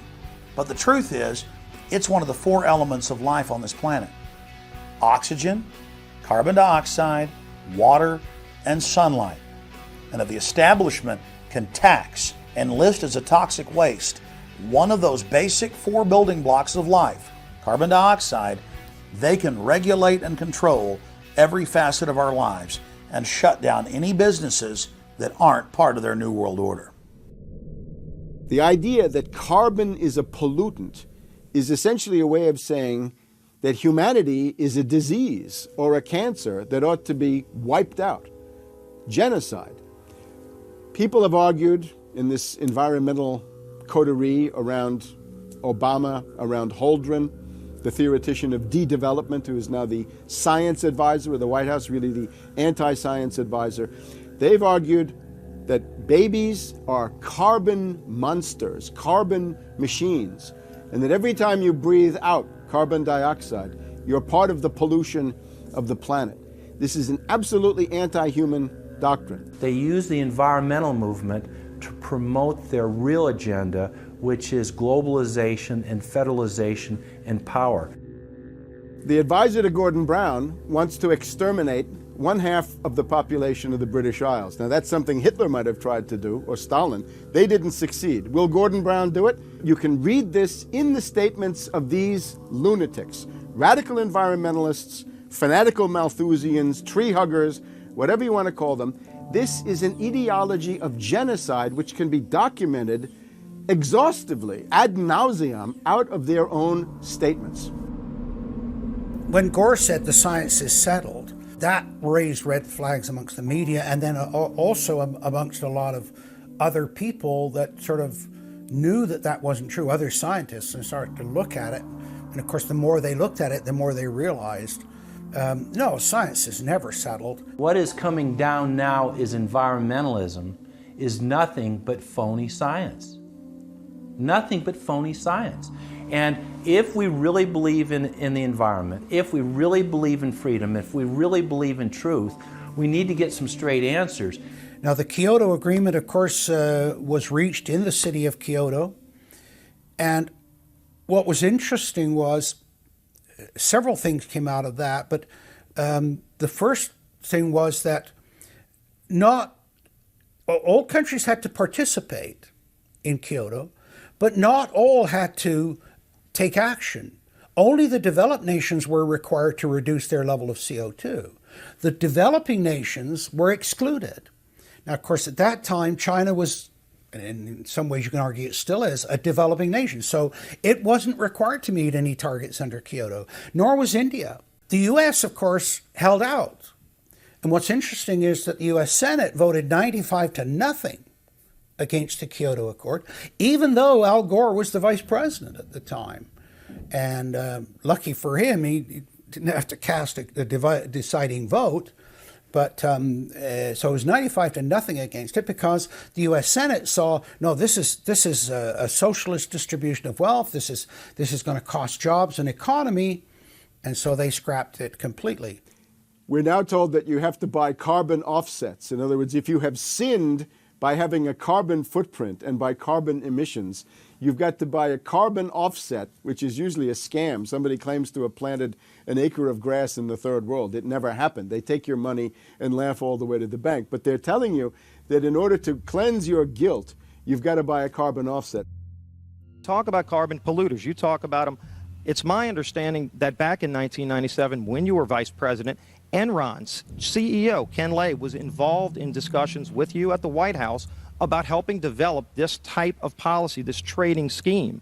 And is that accurate? Is it inaccurate? It's been reported. I don't know, but I met with Ken Lay, as lots of people did, before anybody knew that he was a crook. Right, and clearly you can see why so many of us are concerned about this type of cap-and-trade energy tax that would be literally turning over this country's energy economy. I didn't know him well enough to call him Kenny Boy. Well, but you knew him well enough to help devise this trading scheme, and obviously we know what Enron and these big guys on Wall Street like Goldman Sachs, and I know you've got interest with Goldman Sachs. No. Well, that's been reported. Is that not accurate? No, I wish I did. With executives you're partnered in companies with executives from Goldman Sachs. Well, if you're not. Al Gore has got to be the greatest con artist in modern history. This guy claims he invented the internet, even though it's on record he's a liar, and he got away with it. He was the pitch man that successfully sold, as vice president, NAFTA and GATT. That's lowered the standard of living in the United States and Mexico and almost completely deindustrialized our country. Now he's saying you should pay him and his private company, set up by Enron, a carbon tax on breathing. Look, if you want to buy Al Gore's propaganda, go ahead. But before you do that, you should at least look into the claims he's making. There was a meeting in the White House in 1998 between Al Gore and Bill Clinton, Ken Lay, and Lord Browne. Okay, well, who were these people? Well, we know the president, the vice president. Ken Lay, of course, was the president of Enron.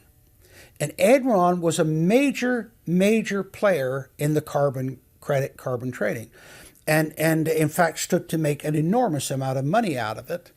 And so it was part of the collapse of Enron. And Lord Browne, of course, was the head of the largest oil company in the world. And they were looking to buy into this, as is happening now, where the energy companies are becoming the big promoters of, we got to go green, we got to go to alternate energies, and all of this stuff. They saw a business opportunity and leapt onto it, and one that would make them look green again. When it came time for the 1,200-plus page greenhouse gas emission and carbon legislation to be voted on, the Speaker of the House, Nancy Pelosi, would not let the Republicans, or even members of her own party, see the bill until minutes before the vote. Republican Minority Leader John Boehner engaged in a rare House filibuster and read shocking section after shocking section from the legislation. Now, I really hate to do this, but when you file a 300-page amendment at 3:09 a.m., the American people have a right to know what's in this bill and have a right to know what we're voting on.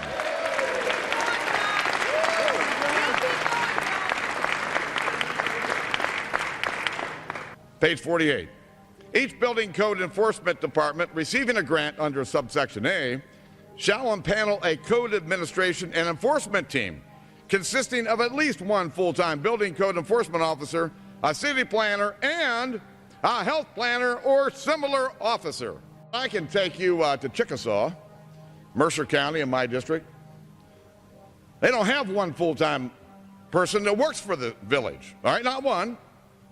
Look at the mandate on every city, village in America right here in this bill.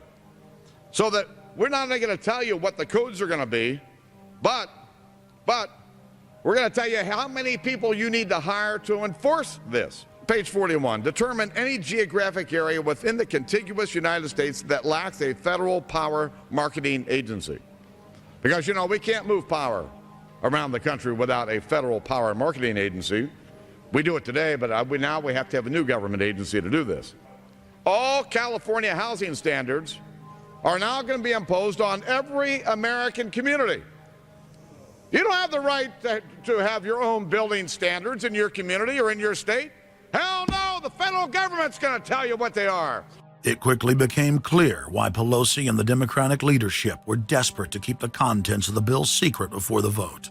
Now, because of this underlying bill, the federal government will virtually have control over every aspect of lives for the American people. It is time to stand up and say, we get to choose. We choose liberty or we choose tyranny. It's one of the two. The underlying bill represents the tyranny and the intervention of the federal government. It's our choice. What will we choose today? Will we choose liberty or will we choose tyranny? And I know that we'll be facing the single moms that heard from last summer. They can't afford the gasoline bill. They can't afford the propane. You didn't do a great thing. You hurt some really decent families struggling, trying to make it, and this is going to be their death knell. It breaks my heart. I yield back.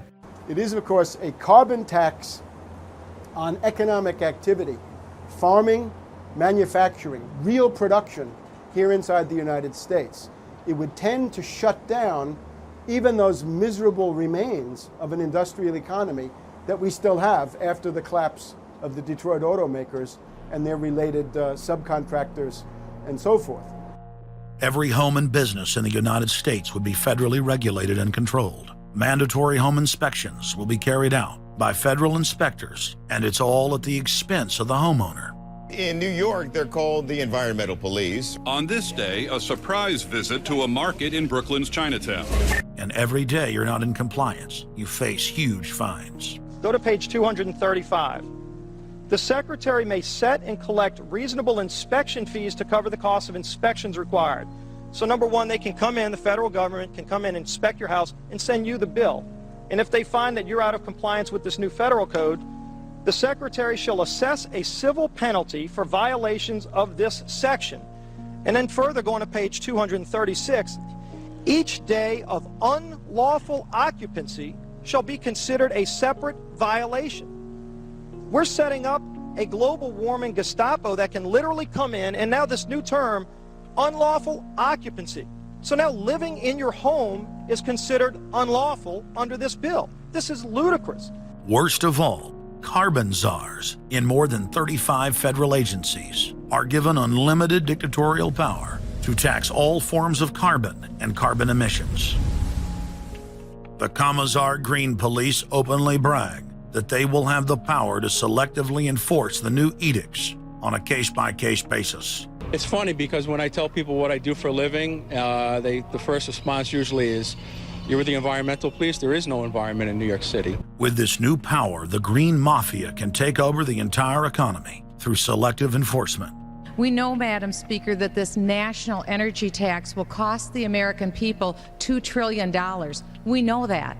We know this will result in a loss of 2.5 million jobs every year for the American people. We know that. We know this will result in a reduced standard of living for Americans. We know that. What is the point and what's the benefit?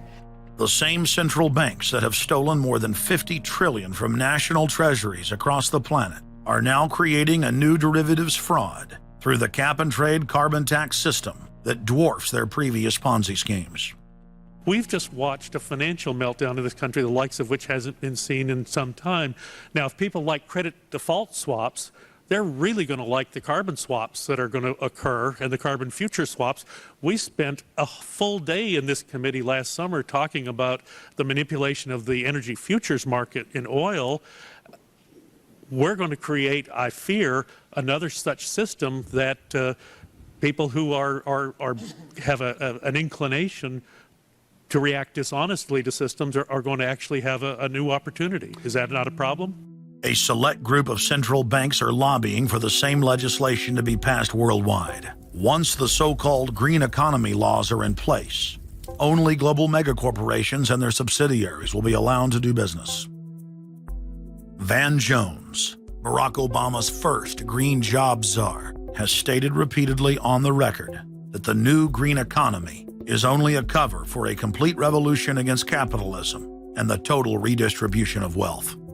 But what Van Jones doesn't tell his sad followers is that the elite are bragging that the modern green movement was designed from its creation to destroy the middle class and transfer all wealth into the hands of a super elite.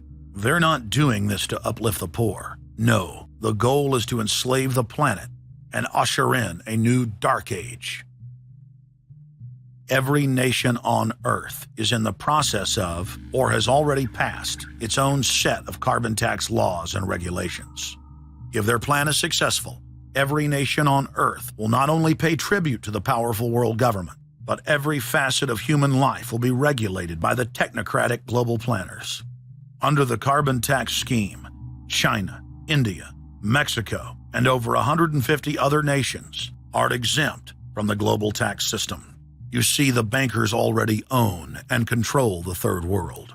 Their final target is the middle class of the West. Once they've dismantled the economies of the United States, Europe, and Japan, they believe no one can stand in their way. In short, the New World Order is a global corporate takeover. In their global corporate state, there is no room for individuality, sovereignty, or independence. As their program begins to face more and more opposition, lawmakers and supporters of the man-made global warming hypothesis want laws to be passed, making it illegal to question their theories. Recently, the head of Greenpeace was forced to admit that the Arctic and Antarctic ice caps grow in the winter and shrink in the summer, and that this is all part of a natural process driven by the tilt of the Earth and the sun. The cosmic radiation coming from space, the amount reaching the Earth is affected by the strength of the sun's magnetic field. So the magnetic field of the sun is almost like a gateway controlling the cosmic radiation reaching the Earth. The magnetic strength of the sun is also related to the number of sunspots. So they are directly related to changes within the inner structure of the sun. The amount of cosmic radiation reaching the lower atmosphere creates more cloud, right? And cloud forms, you need to have what are called condensation nuclei. That is, little particles around which water can change from water vapor or gas into water droplets, minute particles that are visible in the form of clouds. We've known for a long time that there was more cloud than the amount of particles in the atmosphere, because we assumed it was clay particles and salt particles that were creating this condensation process. But there was this gap. We now realize, of course, it's the cosmic radiation that's doing it. So what the cosmic radiation is doing, controlled by the magnetic field of the sun, is it's like putting up a screen in the greenhouse and blocking out the sunlight. And of course, that then affects the temperature of the Earth. That's why there's a relationship between the sunspots and the temperature on the Earth. So we now know the mechanism, but they completely ignore that. More than 31,000 scientists from across the United States, including more than 9,000 PhDs from the fields of climatology, atmospheric science, earth science, and hydrology, signed a petition rejecting man-made global warming as a scientific fraud. This shattered the hoax of the so-called consensus that the mainstream media had been pushing for years, that every scientist on Earth believed that man-made global warming was a fact. If the people are able to block their carbon tax takeover, the elite's agenda to establish a planetary world government will collapse. To force their unpopular agenda upon the planet, the controllers are racing to complete the construction of their police state control grid. Borrowing from tactics used in the past by communist, fascist, and other totalitarian regimes, every form of classical textbook tyranny is now being implemented in the West. In the United States, the central government is federalizing local police. State and local officers are in a great position to collect important information on terrorists and their allies, and the Terrorist Screening Center stands ready to help you.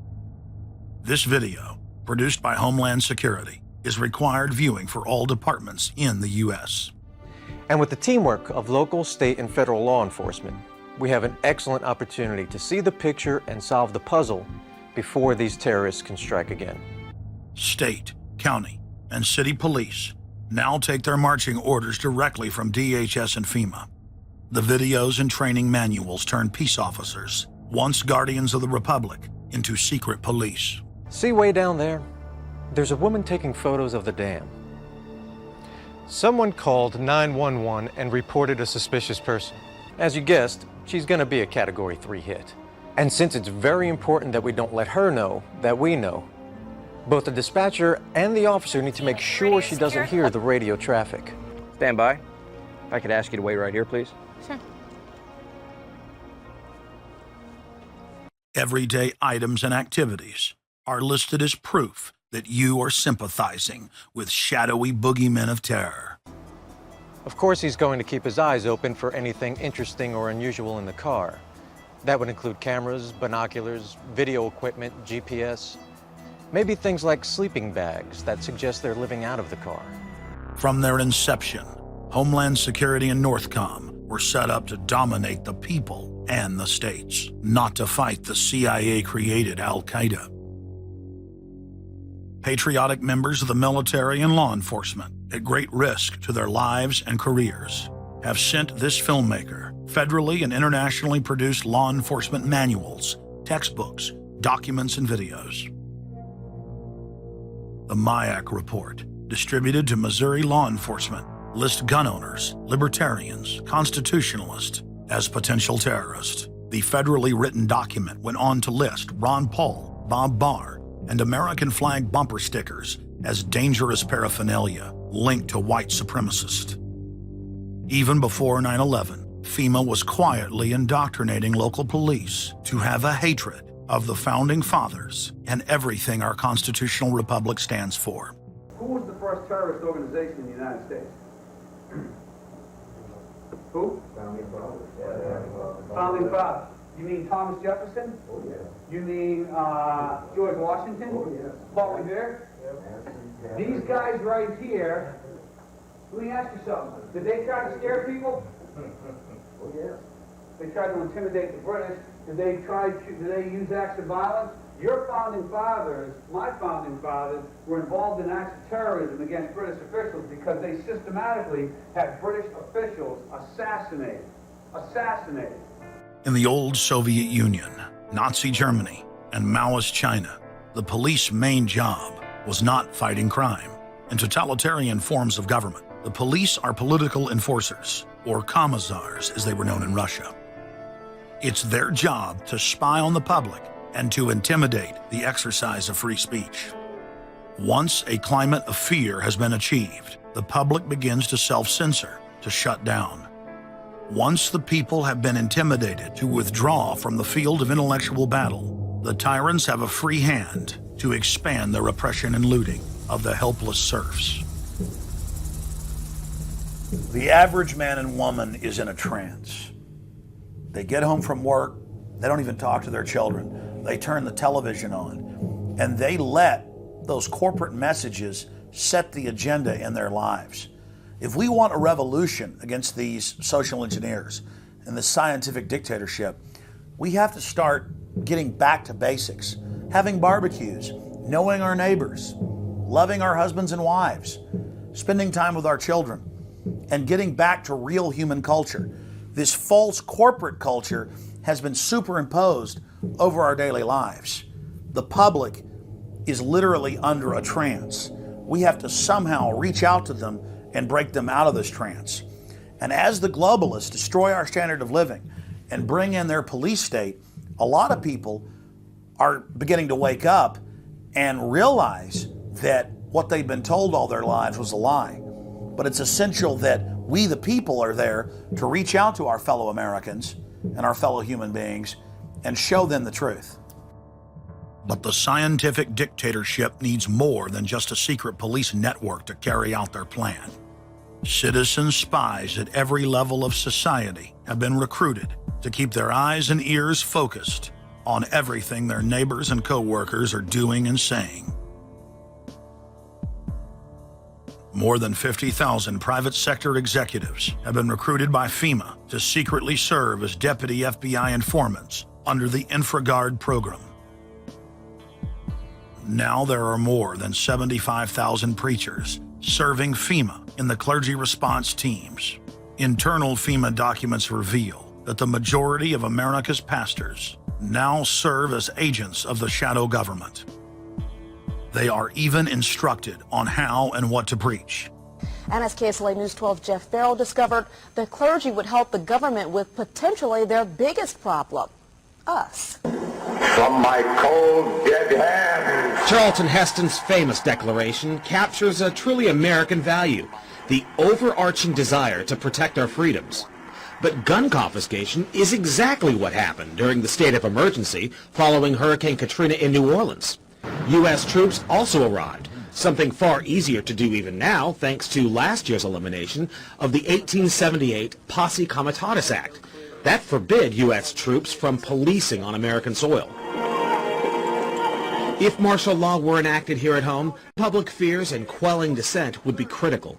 And that's exactly what the Clergy Response Team, as it's called, helped accomplish in New Orleans.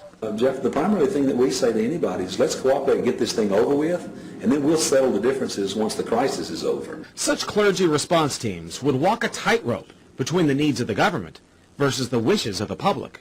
In a lot of cases, these clergy would already be known in the neighborhoods in which they're helping to defuse that situation. For the clergy, one of the biggest tools that they will have in helping calm the public down or obey the law is the Bible itself, specifically Romans 13. Because the government is established by the Lord, and that's what we believe in the Christian faith. That's what's stated in the Scripture. They prepare their flocks like sheep to the slaughter for gun confiscation, forced inoculation, and they tell them that it is a blessing to have their families broken up and put into FEMA camps. Irland, Frankreich, Portugal, Spanien, die Schweiz, Liechtenstein, Luxembourg, Polen, Ungarn, Romania. Adolf Hitler bragged that his most powerful domestic tool used by the Nazis to control the people was the servile clergy, and his favorite Bible verse was Romans 13, render unto Caesar. Either you are with us or you are with the terrorists.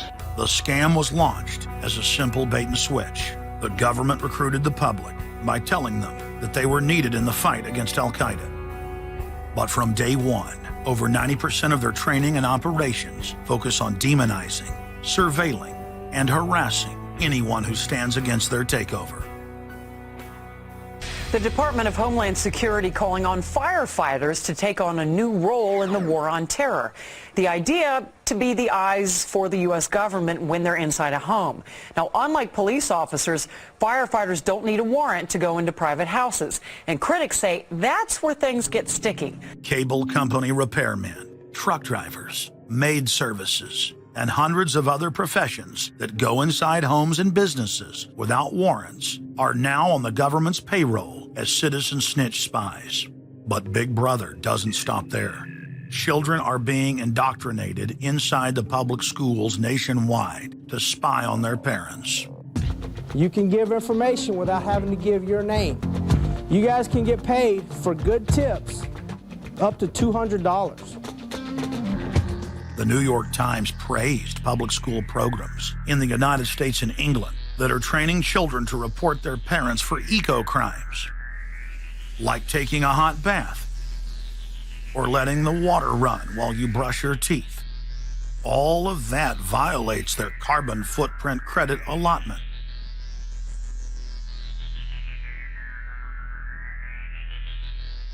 Check it out, check it out. And that's where we come in. We're the carbon cops and we're on the lookout for energy wasters. Our job is to get all Australian households to cut their carbon emissions. So Carbon Cops is a program that looked at energy use in a domestic sense. We went into people's houses and got them to reduce their energy use by 50%. Sadly, the Boy Scouts of America have now contracted with the Department of Homeland Security and are now training more than 20,000 Boy Scouts in anti-terror urban warfare mount training. The federal grants are very specific. The Scouts are trained to carry out seek and destroy missions against disgruntled veterans of the U.S. Armed Forces. Good evening, everyone. Homeland Security is enlisting some unlikely new recruits to fight terrorism and help with other emergencies. The Girl Scouts. Girl Scouts across the country and here in East Tennessee are now taking part. 9-year-old Elise Murphy has already earned a lot of Girl Scout patches. And now, every member of the 3.4 million Girl Scouts of America is now being trained by the Federal Emergency Management Agency to aid and support Homeland Security in disaster and anti-terror operations. One of the things that if you talk to our generals, they are desperate for is a civilian counterpart to our military forces. Everybody somewhere between the ages of 18 and 25 will serve 3 months of basic training and understanding in a kind of civil defense. So is this compulsory then? Well, you have to, in a sense, it's a required of everybody, 18 to 25, 3 months, and at some point at that point you do it. Creating citizen armies in one way is, it's disgusting, because what you do is you get young kids and you can mold their minds easily. And we saw them chanting and crying, and they'll follow any leader, whether it's in a black shirt, a brown shirt, a red shirt, whatever the shirt might be. Another branch of Homeland Security, the Corporation for National and Community Service, is setting up literally hundreds of other private uniformed youth groups. The White House has introduced legislation to establish forced national service for all Americans between the ages of 16 and 64. In 2008, the North American Military Governorship, known as NORTHCOM, announced that they had deployed 4,000 regular Army troops inside the United States to deal with civil unrest because they knew that their offshore masters were about to rob the United States blind. In 2009, the Pentagon requested funding from Congress to deploy 379,000 military personnel in thousands of communities across the United States. And now, legislation has been introduced in Congress to expand a system of FEMA concentration camps across the United States under the National Emergency Centers Act, H.R. 645. The Republic is hanging by a thread. The last vestiges of our free system of government are being swept away. You know, you got time to watch baseball, you got time to watch football, you got time to entertain yourself, but I think a knowledgeable public we're losing, and we've got to get people back on track to paying attention, because if you don't pay attention to your government and what they're doing, you're going to pay some dire consequences for it. Unless we become active and become influential in the power centers of society, there's nothing we can do about it. Just knowing about it is not enough. And as long as we are given at election time an option between the Republican candidate or the Democrat candidate, both of whom have been selected by members of the Council on Foreign Relations and both of whom have the same general policies, that's not going to change anything either. So the real issue is, so what? And the answer is we've got to recapture control of the power centers of society. The people have a decision to make. Our nation has been seized in the jaws of a global corporate takeover. The republic is passing into history. We're losing our freedoms. And it's up to every man, woman, and child in the United States to decide whether we're going to be fooled by the slick propaganda of the social engineers or whether we're going to restore the republic. The values expressed by our founding fathers and the Declaration of Independence and other documents are very important to these times, and it's now our chance to manifest those documents. Now is the time for all good men to come to the aid of their country, because the country is being stolen from us in broad daylight. Not only stolen metaphorically, but financially as well. The numbers don't lie. The American people, having been educated as to the truth, then have to rise up and demand and get a government that starts serving them. We need a change, and it isn't going to come from Democrats and Republicans. It has to come from the American people. Dissension is the greatest form of patriotism, and I believe that. Because if you don't hold your elected officials' feet to the fire and pay attention, you are going to get bad government. So it's imperative for all of us. It's our job as citizens of this great country to pay attention. This is our last chance to not relive history. Hundreds of nations have fallen to tyranny in the last century alone. America is a prize coveted by the despotic megacorporations that now dominate our planet. If their world government is truly to rise, freedom and the republic for which it stands must fall. Now is the time for all good men and women to come to the aid of their country. One of the greatest events in history is taking place before our very eyes. For many generations into the future, our progeny will look back on this time as either a place where humanity rose to the challenge and made a stand against the forces of darkness, or as a time when the planet fell into the grip of a merciless high-tech tyranny.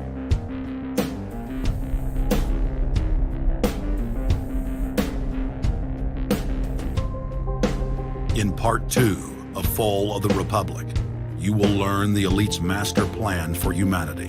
But more importantly, you will learn how to stop that plan, reverse the criminal tide, and reignite the flame of liberty on the long march to man's ultimate destiny.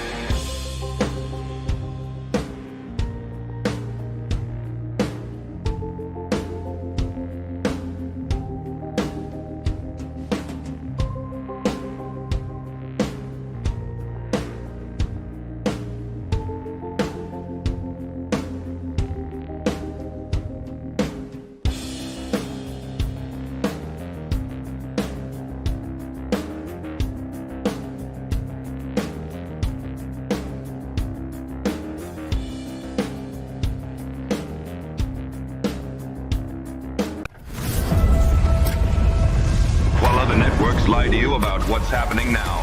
InfoWars tells you the truth about what's happening next.